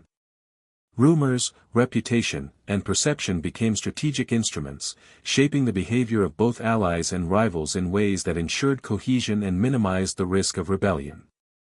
Neto's mastery of this invisible dimension of power became one of the defining aspects of his leadership. Even in moments of relative calm, Neto maintained a vigilant awareness of vulnerability. He recognized that complacency could erode authority as quickly as external threats. Regular reflection and analysis were integral to his approach. He reviewed recent operations, assessed relationships, and considered long-term consequences before making decisions. This disciplined attention to detail allowed him to anticipate problems, refine strategies, and maintain equilibrium across an empire that was inherently complex and often unpredictable. The human element remained the most delicate factor in the equation. Neto studied motivations, observed patterns, and interpreted subtle cues, understanding that ambition, greed, and fear could all be leveraged to reinforce loyalty or neutralize threats. He developed the capacity to influence behavior through subtle interventions, reinforcing trust and discouraging dissent without overt displays of power. This psychological mastery, combined with operational acumen, allowed him to maintain a network that was both resilient and adaptive. The lessons of perception, subtlety, and timing became increasingly apparent. Neto recognized that influence was most effective when invisible, guiding behavior without apparent intervention. Quiet acts, a favor granted at the right time, an observation made without comment, or a subtle demonstration of capability, reinforced loyalty, dissuaded rivals, and maintained stability. In these years, Neto perfected the art of invisible authority, extending his influence across both the tangible and intangible realms of his empire. By the end of this stage, Neto had solidified his reputation as a figure of calm authority, strategic brilliance, and psychological insight. The empire he commanded was robust, resilient, and adaptive, reflecting both meticulous operational planning and a nuanced understanding of human behavior. Allies acted with confidence, rivals hesitated, and the city itself seemed to respond to his presence. Neto's mastery of both tangible and intangible forms of power allowed him to maintain influence over a complex network, preparing him for the inevitable challenges, betrayals, and tests that would come with the peak of his empire. Even in later reflection, Neto would recall this period as the culmination of lessons learned through years of observation, patience, and careful management. It was a time when leadership became as much about psychological insight as operational control, when perception was as important as action, and when subtlety proved more enduring than force. These insights would guide him through the highest points of his empire, the rivalries that would test his authority, and the quiet, inevitable decline that awaited all those who rise to great heights. By the time Neto reached the next stage of his life, the empire he had painstakingly built had become more than a network of operations, finances, and alliances. It was a living organism, intricate and interdependent, responsive to subtle changes in behavior, loyalty, and opportunity. Every territory, every ally, and every rival was a part of a complex web, where influence was exerted as much through perception as through direct action. Neto understood that to maintain control, he needed not just strategy and resources, but also foresight, patience, and an almost meditative awareness of the shifting dynamics around him. This period of consolidation required an unparalleled level of discipline. Neto spent long hours reviewing operations, observing patterns, and reflecting on human behavior. Each ally's motivations were examined, each potential rival scrutinized, and each operational detail analyzed for efficiency and risk. He had learned that small oversights could ripple through the network, creating vulnerabilities that might be exploited by those waiting quietly in the shadows.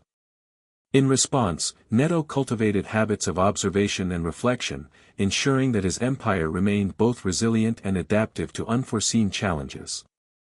The psychological aspect of leadership became increasingly central. Neto understood that human behavior was rarely rational, ambition, fear, desire, and loyalty often intersected in unpredictable ways.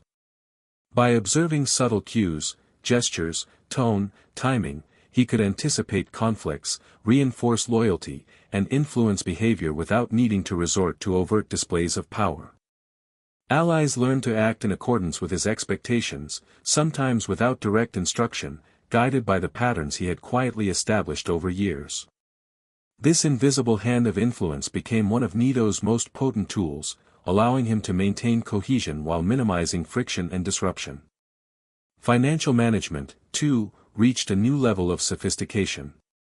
Neto oversaw complex networks for the secure transfer of resources, tracking every movement with precision. Money was more than a transactional instrument, it was a tool of influence, a means of securing loyalty, negotiating alliances, and subtly shaping the behavior of others. He understood that wealth, when managed carefully, reinforced authority and stability, creating a system in which both rewards and consequences were felt without unnecessary confrontation. The operational backbone of his empire, the resources, safe houses, and logistics, was thus deeply intertwined with the human networks that made his influence durable and far-reaching. Even as Neto's authority solidified, he faced rivalries that demanded careful attention. Opponents rarely challenged him openly, instead, they probed, tested loyalties, and searched for cracks in his network. Neto responded with patience, allowing these moves to reveal themselves while maintaining a calm, authoritative presence. When intervention was necessary, it was precise and strategic, neutralizing threats without creating unnecessary exposure or drawing unwanted attention. Through this careful balance, Neto maintained dominance while cultivating an image of calm control, ensuring that his network remained cohesive and his rivals uncertain. Alliances during this phase became increasingly nuanced.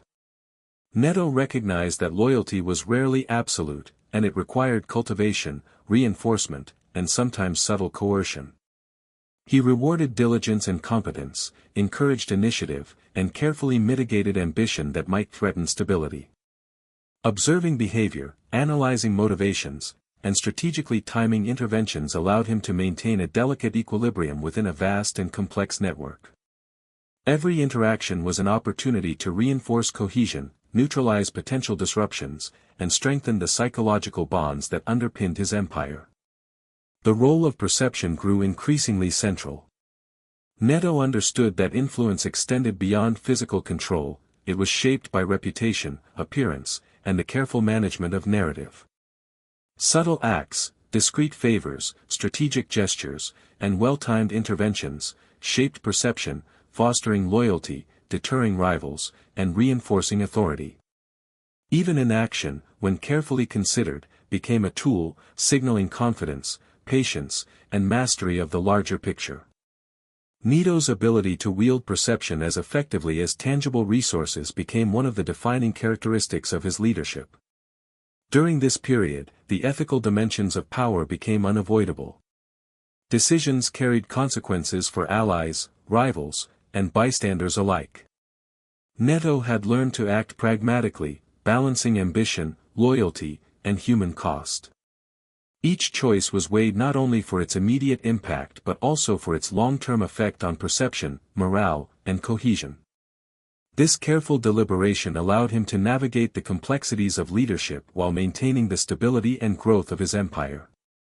In quiet moments of reflection, Neto considered the fragility of power.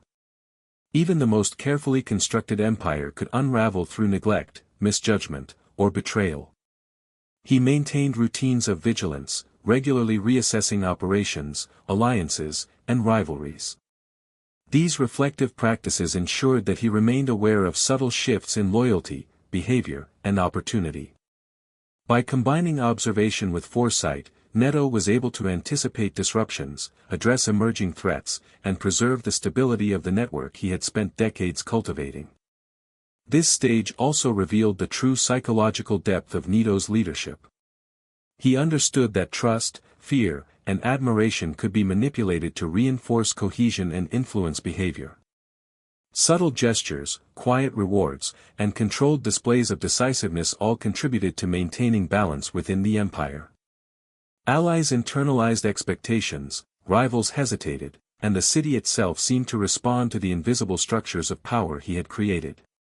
Neto had become a master of both the tangible and intangible dimensions of leadership, blending operational control with the nuanced orchestration of perception, loyalty, and influence. By the end of this period, Neto had achieved a rare form of mastery. His empire was no longer simply a collection of territories or operations, it was a living, adaptive system in which perception, loyalty, and influence were as vital as money and logistics. Allies acted in accordance with patterns he had established, rivals approached with caution, and the subtle forces of human behavior were harnessed to reinforce stability. Neto's understanding of both the material and psychological dimensions of power had reached a peak, laying the foundation for the inevitable challenges, betrayals, and trials that would come with the next stage of his life. Even in hindsight, Neto would reflect on this stage as a period of quiet triumph. The lessons learned, the orchestration of influence, the management of loyalty, and the careful balance of risk, perception, and control, had transformed him into a leader whose authority was both resilient and enduring. It was here that Neto perfected the art of empire building, demonstrating that true power lies not only in resources and territory, but in the subtle, patient, and deliberate shaping of human behavior across a complex and ever-changing landscape. By this stage in his life, Neto had become more than a man of influence, he had become a living symbol of both power and the delicate, unseen forces that held his empire together. Those who observed him, even from a distance, sensed a presence that was calm yet commanding, quiet yet unyielding. It was not the loud displays of strength that marked his authority, but the subtle mastery of perception, patience, and timing. In these years, Neto understood that true power is often invisible, it lies in guiding decisions, shaping perceptions, and orchestrating human behavior in ways that ensure cohesion without constant oversight. The city, in many ways, had become an extension of his will. Neighborhoods moved according to patterns he had observed and influenced, allies acted in anticipation of expectations he had subtly set, and rivals, sensing the weight of his strategic mind, often hesitated to act. This invisibility of control was deliberate. Neto recognized that overt displays of power attract attention and provoke challenges, whereas quiet mastery allows influence to permeate organically. By the careful orchestration of loyalty, perception, and subtle psychological pressure, Neto's empire functioned like a living, breathing organism, resilient, adaptive, and self-sustaining. Alliances during this period became increasingly sophisticated. Neto understood that loyalty is rarely unconditional and must be nurtured, observed, and, at times, gently corrected. He rewarded diligence, recognized initiative, and monitored ambition with a careful eye. Those who showed promise were cultivated, while subtle interventions curtailed tendencies that might disrupt the balance of the network. Every gesture, every word, every decision was calculated not only for immediate effect but also for its long-term influence on perception and behavior. In this way, Neto maintained an equilibrium that allowed his empire to function seamlessly despite its complexity. Rivalries were more subtle but no less dangerous. Opponents no longer relied on brute force, they tested boundaries, probed for weaknesses, and sought opportunities to undermine influence through quiet manipulation. Neto responded with observation and anticipation. He studied patterns of behavior, assessed risks, and intervened strategically when necessary. These interventions were rarely overt, instead, they were precise, subtle, and timed to maximize effect while minimizing exposure. In this way, Neto maintained control without constant conflict, ensuring that the perception of his authority remained unchallenged even in the face of covert threats. Financial and operational control remained central to his strategy. Neto's empire relied on complex networks of resources, movement, and communication. Every transaction, every shipment, every allocation of funds was carefully monitored and assessed for both risk and opportunity. Money was not simply wealth, it was a tool of influence, a means to reinforce loyalty, negotiate alliances, and subtly direct behavior. By controlling resources with precision, Neto ensured both operational efficiency and the psychological leverage necessary to maintain cohesion and discipline. Across his empire, the psychological mastery of Neto became increasingly refined. He recognized that influence operates as much in the mind as in action. Fear, respect, and admiration could all be harnessed to guide behavior. Subtle gestures, carefully timed interventions, and quiet displays of competence became tools that reinforced authority. Allies acted in anticipation of his expectations, rivals hesitated, and the structures of influence he had built permeated the city itself. Through this combination of observation, patience, and subtle manipulation, Neto maintained an empire that was both resilient and adaptive. Even amidst this success, Neto never allowed complacency. He understood that the higher one rises, the more precarious the position becomes. Regular reflection and reassessment of both people and operations were essential. Neto analyzed recent events, re-evaluated alliances, and anticipated emerging threats. This continuous vigilance allowed him to respond to subtle shifts before they became crises, ensuring that the empire remained stable even as external pressures increased. His calm, deliberate approach reinforced both his authority and the resilience of the network he commanded. Ethical complexity was an unavoidable aspect of this stage. Decisions carried consequences not only for allies and rivals but also for those tangentially affected by the empire's reach. Neto had long learned to act pragmatically, balancing risk, loyalty, and human cost. Each choice was measured not only for immediate effect but also for its influence on perception, morale, and long-term stability. The subtle art of leadership, as Neto had discovered, is in navigating these morally ambiguous waters without undermining authority or cohesion. During these years, perception became as critical as action. Neto understood that authority is reinforced by the stories people tell, the reputation one cultivates, and the image presented to allies and rivals alike. Small, deliberate acts, a discreet favor, a carefully timed correction, or an unspoken demonstration of insight, shaped perceptions in ways that ensured loyalty and discouraged dissent. Even silence, strategically employed, projected confidence and anticipation, reinforcing the sense that Neto's influence extended beyond what could be immediately observed. By the end of this stage, Neto had perfected a form of leadership that combined operational control, financial management, and psychological mastery. His empire was no longer simply a network of territories or resources, it was a living system, guided by perception, subtle influence, and disciplined observation. Allies acted in accordance with established patterns, rivals hesitated, and the very fabric of the city seemed to respond to the structures of power he had carefully cultivated. In this period, Neto demonstrated that true authority lies not only in control but also in the invisible forces that shape behavior, perception, and loyalty across a complex and dynamic network. Even in the quiet reflection of later years, Neto would recognize this stage as a period of subtle triumph. The lessons learned, the orchestration of influence, the management of loyalty, and the delicate balance between action and observation, had solidified his mastery of power. Here, he understood that leadership is not simply a matter of resources or territory but of shaping perception, guiding behavior, and maintaining authority through patience, subtlety, and careful foresight. It was a stage that would define his legacy and set the foundation for both the empire's greatest heights and its eventual challenges. By this stage, Neto's empire had reached a level of sophistication that few outside his inner circle could truly comprehend.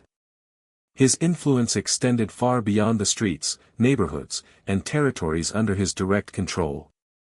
It permeated the rhythms of daily life, the unspoken hierarchies of local communities, and even the decisions of rivals who, consciously or not, accounted for his presence in their own calculations.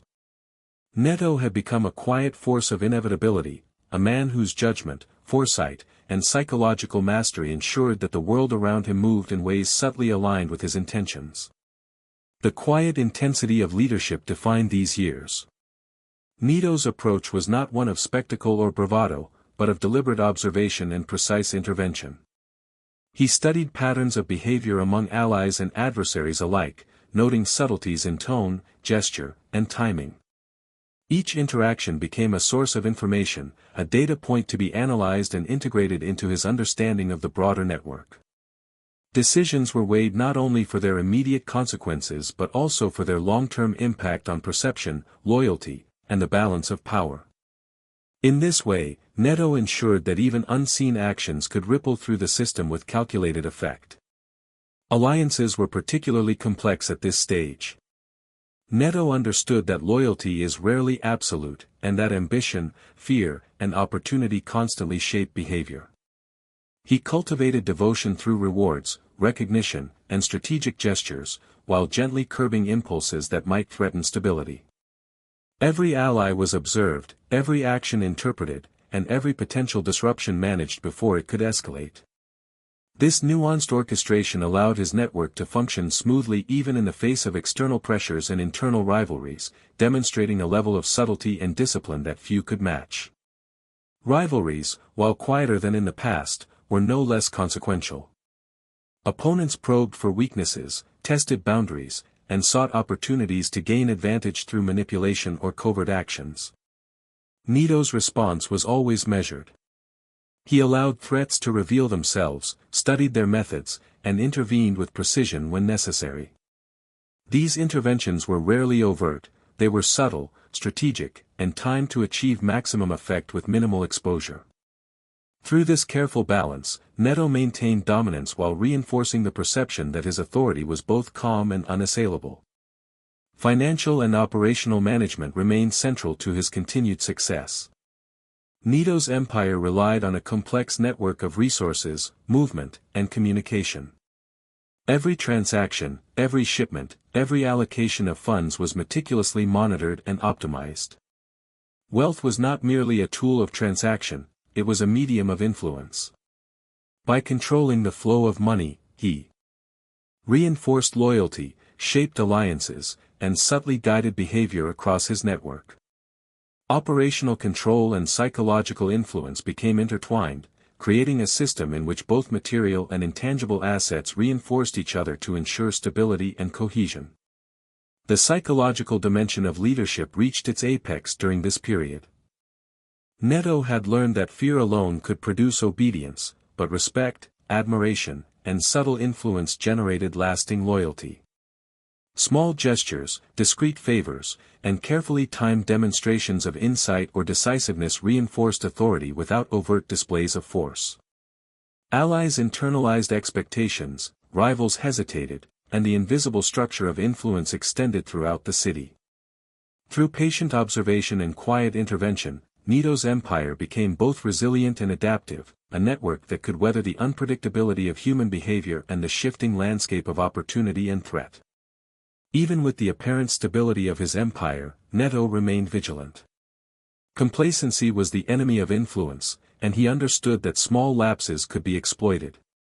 He maintained routines of reflection, regularly reassessing alliances, reviewing operations, and anticipating potential disruptions.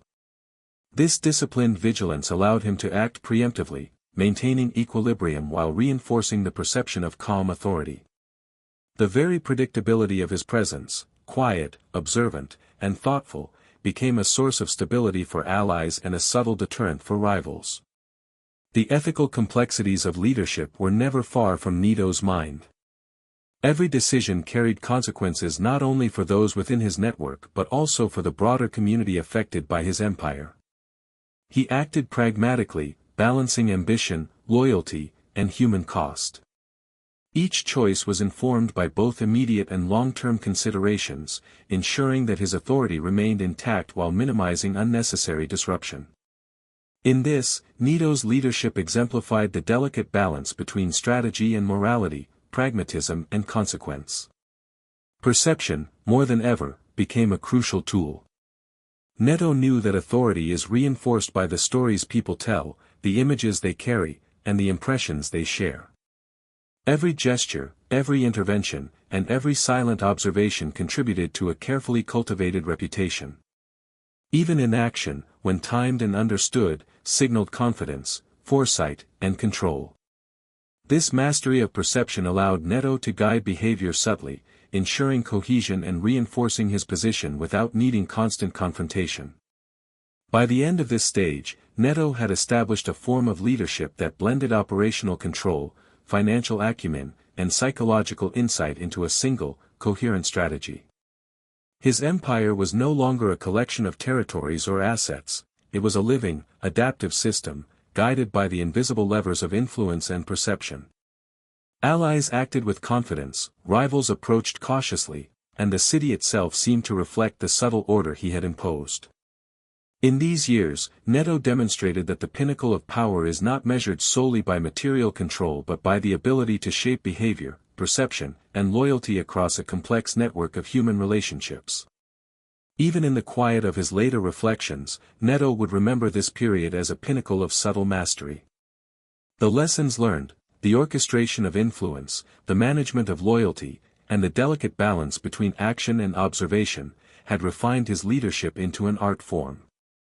He had learned that true authority lies not only in resources and territory but in the patient, deliberate, and nuanced shaping of human behavior and perception.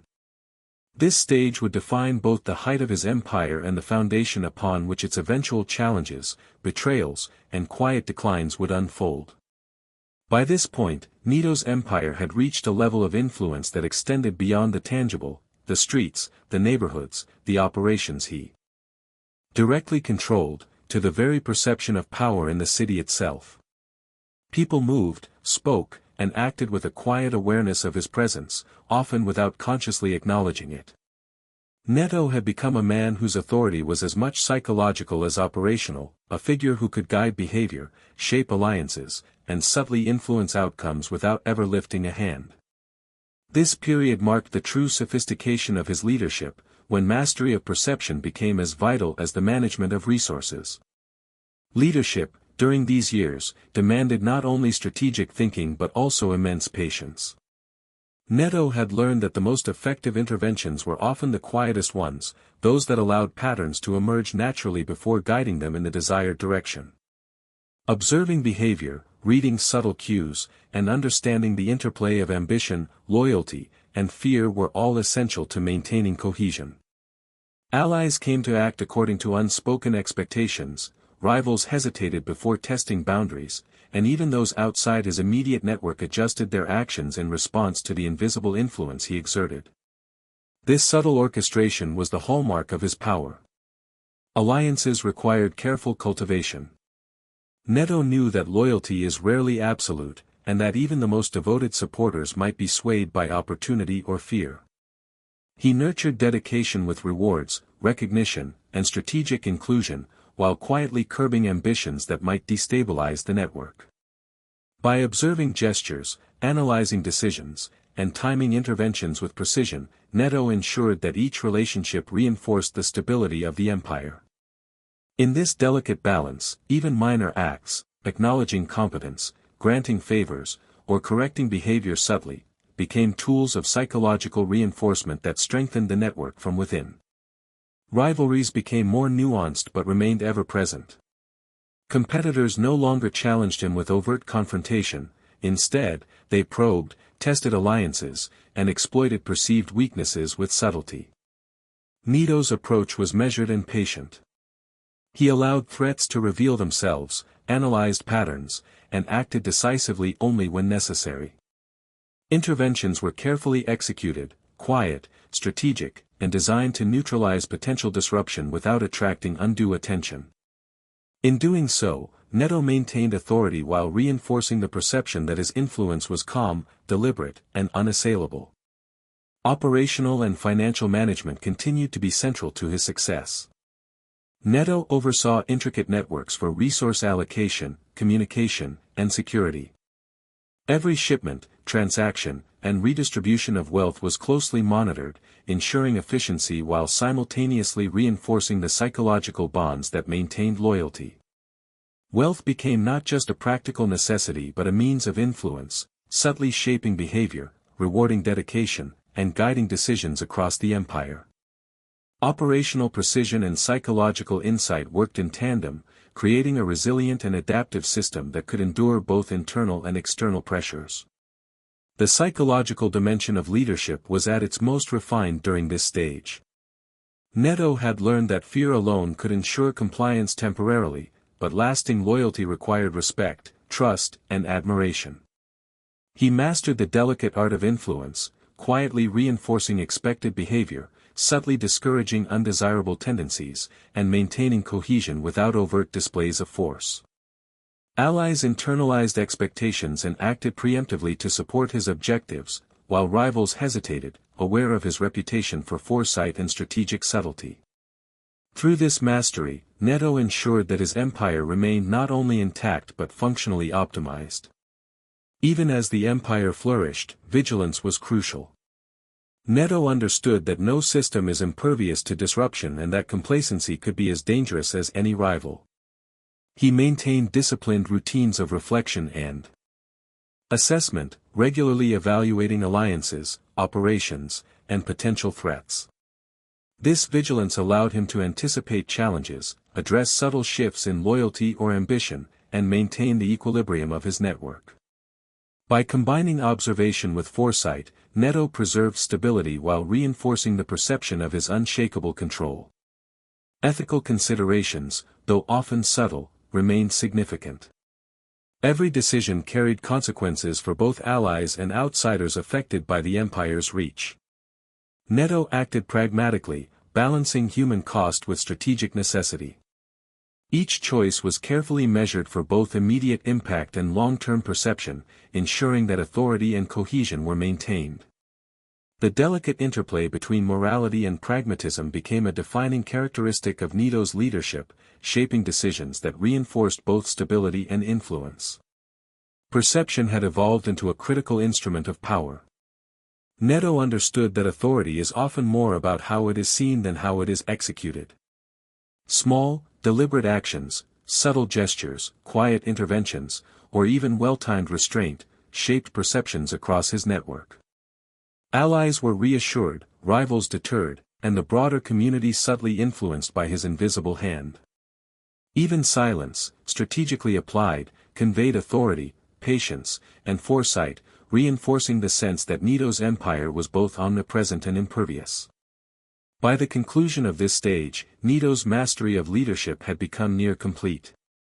His empire was no longer simply a collection of assets or territories, it was a living, adaptive system of influence, loyalty, and perception. Allies acted with confidence, rivals tread cautiously, and the network he had nurtured operated with resilience and precision. Neto's authority was subtle yet undeniable, a combination of operational skill, psychological insight, and strategic foresight. In this stage, he demonstrated that true power lies not in brute force or territory alone, but in the patient, deliberate shaping of behavior and perception across a complex human landscape. Even in quiet reflection, Neto would later recognize this period as one of mastery. The orchestration of influence, the management of loyalty, and the deliberate shaping of perception had refined his leadership into both an art and a science. He had learned that the pinnacle of authority is not always visible, but it is profoundly effective. These years defined the height of his empire, establishing a foundation for both its greatest triumphs and the eventual trials that would test the endurance of everything he had built. By this stage, Neto's life had become a careful balance between influence, observation, and strategic decision-making. The empire he had cultivated over decades was vast, intricate, and interdependent, yet he understood that no matter how strong the foundations, all systems are vulnerable to disruption. This awareness guided his every move, fostering a calm vigilance that became a hallmark of his leadership. Neto had learned that power is as much about patience and subtlety as it is about action, and his ability to read both people and situations had become nearly instinctive. The networks he commanded were sophisticated, extending beyond territory or wealth into the realm of psychological influence. Allies moved in accordance with expectations that had been quietly reinforced over years. Rivals hesitated before testing boundaries, unsure whether a seemingly calm decision reflected an action, observation, or a carefully calculated response. Neto had mastered the art of invisible control, shaping behavior, guiding outcomes, and orchestrating loyalty without the need for constant intervention. This subtle, almost imperceptible influence became one of his most powerful tools, allowing the empire to function with remarkable efficiency and resilience. During these years, Neto's approach to alliances had reached its pinnacle. Loyalty was a living, breathing aspect of his network, nurtured through recognition, strategic rewards, and psychological reinforcement. Ambition was carefully monitored, ambition tempered by subtle guidance rather than overt confrontation. Every ally's actions were observed, every pattern noted, and every deviation gently corrected. By combining empathy, insight, and strategic discipline, Neto ensured that his relationships reinforced the stability of the empire, maintaining cohesion even in the face of external pressures or internal ambitions. Rivalries, although quieter than in earlier years, were ever present and required careful attention. Competitors no longer relied on overt confrontation but probed for weaknesses and tested loyalties through subtle challenges. Neto's response was always measured, allowing situations to unfold until intervention became necessary. When action was required, it was precise, strategic, and designed to neutralize threats with minimal exposure. This careful orchestration of influence and restraint allowed him to maintain dominance while reinforcing the perception that his authority was unassailable. Operational mastery remained a cornerstone of Neto's success. He maintained control over complex logistical networks, financial flows, and communication channels, ensuring efficiency and minimizing risk. Wealth and resources were not merely tools of necessity, they were instruments of influence, reinforcing loyalty, shaping decisions, and subtly guiding behavior throughout the network. Operational precision and psychological insight worked in harmony, creating an adaptive system capable of withstanding internal and external challenges alike. The psychological dimensions of leadership were refined to an art form. Neto had learned that fear could enforce compliance, but true loyalty arose from respect, trust, and subtle guidance. He employed small, deliberate interventions, quiet gestures, thoughtful rewards, or well-timed corrections, to reinforce cohesion and guide behavior. Allies internalized expectations, rivals hesitated, and the invisible influence of Neto's authority extended throughout the empire. Through this delicate balance, he maintained a network that was resilient, adaptable, and remarkably cohesive. Even as the empire flourished, Neto remained vigilant. He understood that complacency could erode authority as quickly as any external threat. Regular reflection, observation, and assessment of alliances, operations, and potential disruptions were integral to his strategy. This continuous vigilance allowed him to anticipate challenges, address emerging issues, and preserve equilibrium within the network. Neto's calm, deliberate presence reinforced both stability and perception, ensuring that the empire remained strong even in uncertain times. Ethical considerations were ever present. Every decision carried consequences for allies, rivals, and those indirectly affected by the empire's reach. Neto approached each choice pragmatically, balancing risk, loyalty, and human cost. By weighing both immediate and long-term effects, he ensured that authority and cohesion were maintained without unnecessary disruption. This blend of pragmatism and subtle moral reflection became a defining aspect of his leadership, shaping decisions that were both strategic and conscientious. Perception was an essential instrument of control. Neto understood that the power of influence often lies in the unseen. Strategic gestures, subtle interventions, and well-timed restraint shaped how allies and rivals perceived both him and the empire. Even silence, when deployed deliberately, conveyed authority, foresight, and calm confidence. Through this mastery of perception, Neto guided behavior, reinforced loyalty, and maintained equilibrium without constant confrontation, allowing his influence to extend seamlessly across a complex network of human relationships. By the conclusion of this stage, Neto had achieved a rare form of leadership mastery. His empire was no longer simply a collection of operations, assets, or territory, it was a living, adaptive system, guided by the invisible levers of influence, loyalty, and perception. Allies acted with initiative and confidence, rivals approached cautiously, and the network he had nurtured operated with remarkable resilience. Neto's authority was subtle yet undeniable, a harmonious blend of operational expertise, psychological insight, and strategic foresight. In these years, he had demonstrated that true power lies not only in material control but in the deliberate shaping of human behavior and perception. Even in the quiet of reflection, Neto would later recognize this period as a pinnacle of subtle mastery. The orchestration of influence, the management of loyalty, and the careful navigation of perception had refined his leadership into both an art and a science. He understood that the highest form of authority is often invisible, yet profoundly effective. This stage of his life defined the height of his empire and laid the groundwork for both the triumphs and the challenges that would inevitably follow in the later years of his reign. By this stage in Neto's life, the empire he had built over decades was both powerful and precarious. The networks, alliances, and influence he commanded were vast, intricate, and interdependent, yet he understood that even the most robust system is susceptible to unseen shifts. Change often arrived quietly, as subtle shifts in loyalty, the ambitions of allies, or the machinations of rivals. Neto's calm vigilance and careful observation allowed him to detect these shifts long before they threatened the foundation of his empire, and he responded with the same quiet, calculated precision that had become his hallmark. The management of loyalty had grown more complex over time. Allies were no longer just supporters, they were individuals with ambitions, fears, and personal goals that could align or conflict with the stability of the network. Neto had learned to observe, to anticipate, and to subtly guide behavior without overt coercion. Small gestures, carefully timed rewards, or quiet interventions could reinforce devotion, redirect ambition, or neutralize discontent. In this way, he maintained a balance that preserved cohesion while subtly encouraging initiative, allowing the empire to function efficiently and resiliently even as it expanded in scale. Rivalries remained ever present, though increasingly subtle.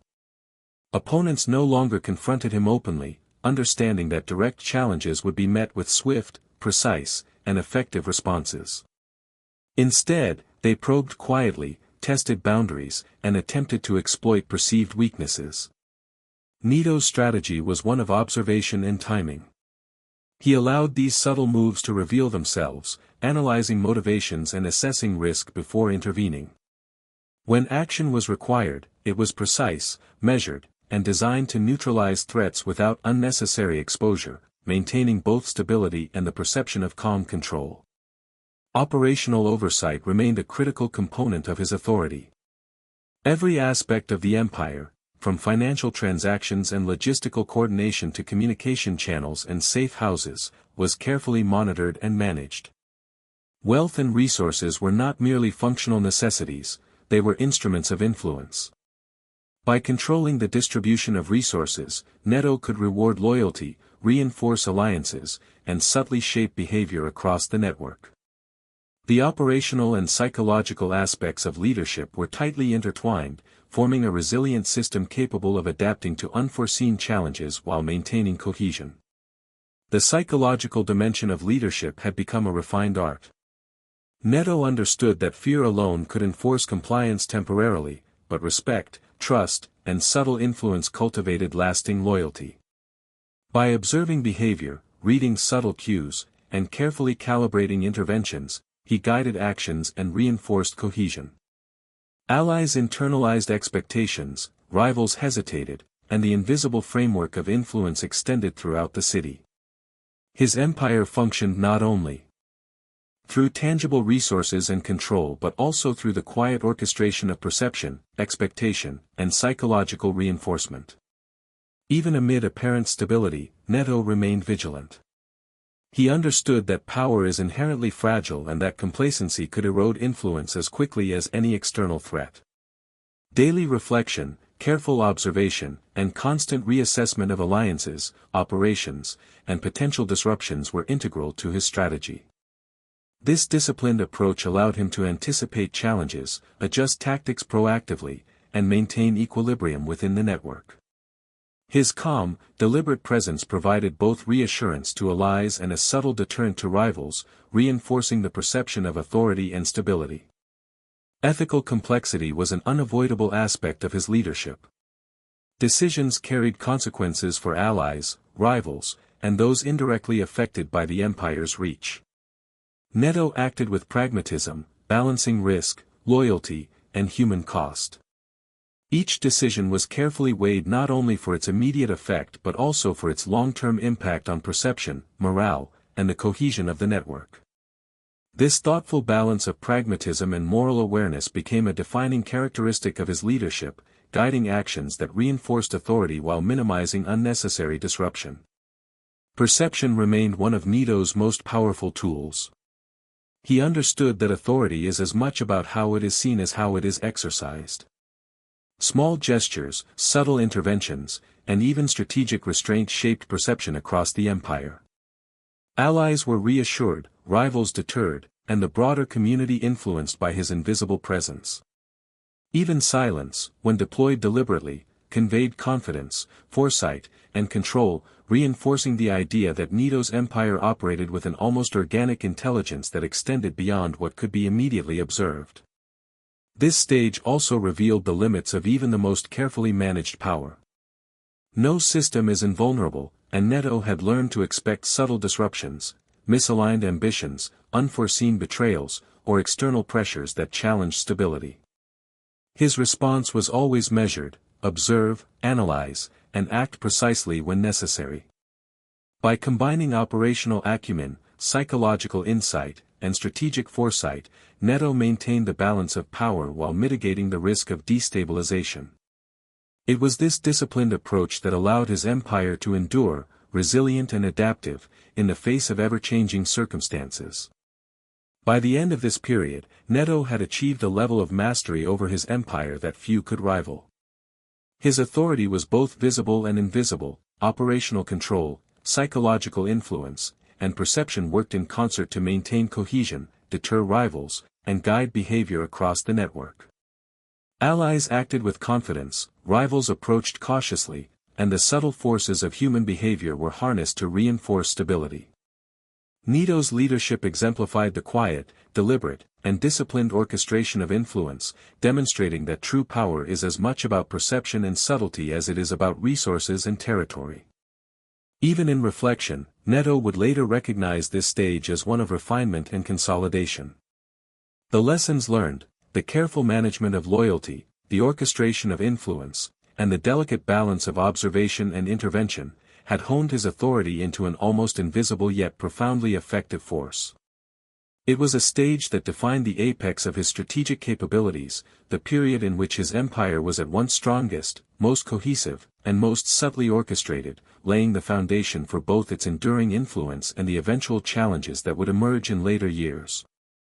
By this stage, Neto's empire, once a collection of territories, allies, and operations, had matured into a living, interwoven system, a complex network of influence, perception, and subtle psychological control. Yet with maturity came fragility. The very success that had elevated him now brought challenges of its own, rivalries that had been dormant were beginning to stir, alliances were being tested, and the delicate balance of loyalty and fear required increasingly careful attention. Neto knew that even the slightest misstep could ripple across the empire, destabilizing structures he had spent decades constructing. This awareness kept him vigilant, attuned to every nuance, and prepared for intervention when the time was right. The city itself seemed to pulse in quiet recognition of his authority. Neighborhoods, businesses, and even casual social interactions often aligned unconsciously with the patterns he had subtly instilled. Neto had mastered the art of invisible influence, guiding outcomes without overt action. Allies moved in harmony with expectations he had instilled over years, rivals hesitated, and even ordinary citizens navigated their lives with an unspoken awareness of his presence. His authority was a quiet gravity, pulling and shaping events without need for spectacle. The management of alliances became increasingly delicate. Neto had learned that loyalty is rarely absolute and that ambition, fear, and opportunity continuously influence behavior. He reinforced dedication with strategic rewards, gestures of trust, and subtle encouragement. When necessary, he curbed potential disruptions with gentle but firm interventions. Each ally was observed, analyzed, and guided in ways that maintained the stability and cohesion of the network. The artistry of this subtle orchestration allowed the empire to function smoothly, even as internal ambitions and external pressures threatened equilibrium. Rivalries, though less overt than in earlier years, demanded attention and careful management. Competitors probed quietly, tested alliances, and sought openings to exploit vulnerabilities. Neto responded not with immediate aggression, but with observation and calculated intervention. By allowing subtle challenges to surface and analyzing the motivations behind them, he could act precisely when necessary. Interventions were deliberate and targeted, designed to neutralize threats without drawing unnecessary attention. Through this approach, Neto maintained dominance, instilled caution in his rivals, and preserved the perception of calm authority that reinforced his influence. Financial and operational control remained the backbone of his authority. Neto oversaw extensive networks of resource distribution, communication, and coordination, ensuring that every element of the empire functioned efficiently. Money, once a simple medium of exchange, became a strategic tool to reinforce loyalty, shape behavior, and guide decision-making across the network. The intertwining of operational mastery and psychological insight allowed the empire to be resilient, adaptive, and capable of weathering both internal and external pressures. Psychological mastery was at its height during this period. Neto understood that fear might compel action temporarily, but respect, trust, and subtle influence cultivated enduring loyalty. Carefully timed interventions, small rewards, and discreet corrections guided behavior, reinforced cohesion, and ensured that the empire functioned seamlessly. Allies internalized expectations, rivals hesitated, and the invisible network of influence permeated every layer of the organization. The delicate orchestration of perception, loyalty, and subtle control became the hallmark of his leadership, ensuring both stability and resilience. Even with apparent stability, Neto's vigilance never wavered. He understood that complacency could undermine authority as easily as any rival. Daily reflection, assessment of alliances, and analysis of potential disruptions were integral to his strategy. By maintaining this disciplined attentiveness, he anticipated challenges before they could escalate, allowing him to intervene with precision and maintain equilibrium. His calm, measured presence reassured allies while subtly deterring rivals, reinforcing the perception of an unshakable, yet quiet authority. Ethical considerations remained present, though subtle. Every decision carried consequences beyond the immediate circle of allies and rivals, affecting individuals and communities touched by the empire's reach. Neto weighed risk, loyalty, and human cost carefully, balancing pragmatism with moral reflection. Each choice was measured for its immediate and long-term implications, ensuring that cohesion, perception, and authority remained intact. This careful ethical navigation was a defining feature of his leadership, allowing him to maintain influence without unnecessary disruption or alienation. Perception, more than ever, served as a critical instrument of power. Neto knew that authority is shaped as much by how it is seen as by how it is exercised. Subtle gestures, strategic restraint, and well-timed interventions influenced how allies, rivals, and even the broader community perceived him and the empire. Silence, when employed deliberately, conveyed confidence, patience, and insight. These carefully curated perceptions reinforced authority, guided behavior, and allowed the empire to function as a cohesive and adaptive network, extending influence far beyond what could be directly observed. By the conclusion of this stage, Neto had achieved a rare equilibrium. His empire was no longer merely a network of territories, resources, and people. It was a living, adaptive system of influence, perception, and subtle control. Allies acted with initiative and confidence, rivals hesitated in the shadow of his quiet authority, and the structures of the empire operated efficiently, resiliently, and almost invisibly. Neto had demonstrated that true power is not solely the result of force or wealth, but of patient, deliberate orchestration of perception, behavior, and loyalty across a complex human network. Even in quiet reflection, Neto would later recognize this stage as a period of refinement and consolidation. The lessons of observation, subtle intervention, and psychological mastery had honed his authority into a form both invisible and profound. This period defined the peak of his strategic control, the time when his empire was strongest and most cohesive, setting the stage for the inevitable tests, betrayals, and quiet decline that would come in the later chapters of his life. As Neto aged, the quiet inevitability of time began to reveal vulnerabilities even in the most meticulously managed empire. Decades of subtle influence, strategic intervention, and careful orchestration of loyalty had created a network of remarkable resilience, but nothing is immune to the passage of years. Allies grew restless or ambitious, rivals grew bold or desperate, and the structures that had once seemed unshakable began to show the faintest cracks. Neto had long known that the rise of an empire is inevitably accompanied by the seeds of its decline, and he approached these years with a combination of vigilance, patience, and quiet acceptance. The human element, always central to Neto's mastery, became increasingly unpredictable. Long-standing allies, accustomed to his calm authority, began to test boundaries in ways small but telling. Ambition and desire for independence, once manageable through subtle guidance and psychological influence, now required ever more careful attention. Neto observed, analyzed, and, when necessary, intervened with precision, ensuring that the network remained cohesive despite these emerging pressures. Each interaction, each decision, each strategic choice carried weight not only for immediate outcomes but for the long-term perception of authority and loyalty. Rivalries, too, had begun to shift in character. Competitors who had previously approached with caution now saw opportunities in Neto's advancing age and the empire's growing complexity. These threats were seldom overt, they appeared in whispers, in small acts of defiance, in alliances formed quietly behind closed doors. Neto's response was calm, measured, and deliberate. He allowed these tensions to surface naturally, observing their development before acting with precision. Intervention was carefully calibrated, sufficient to neutralize threat without attracting unnecessary attention, ensuring that his authority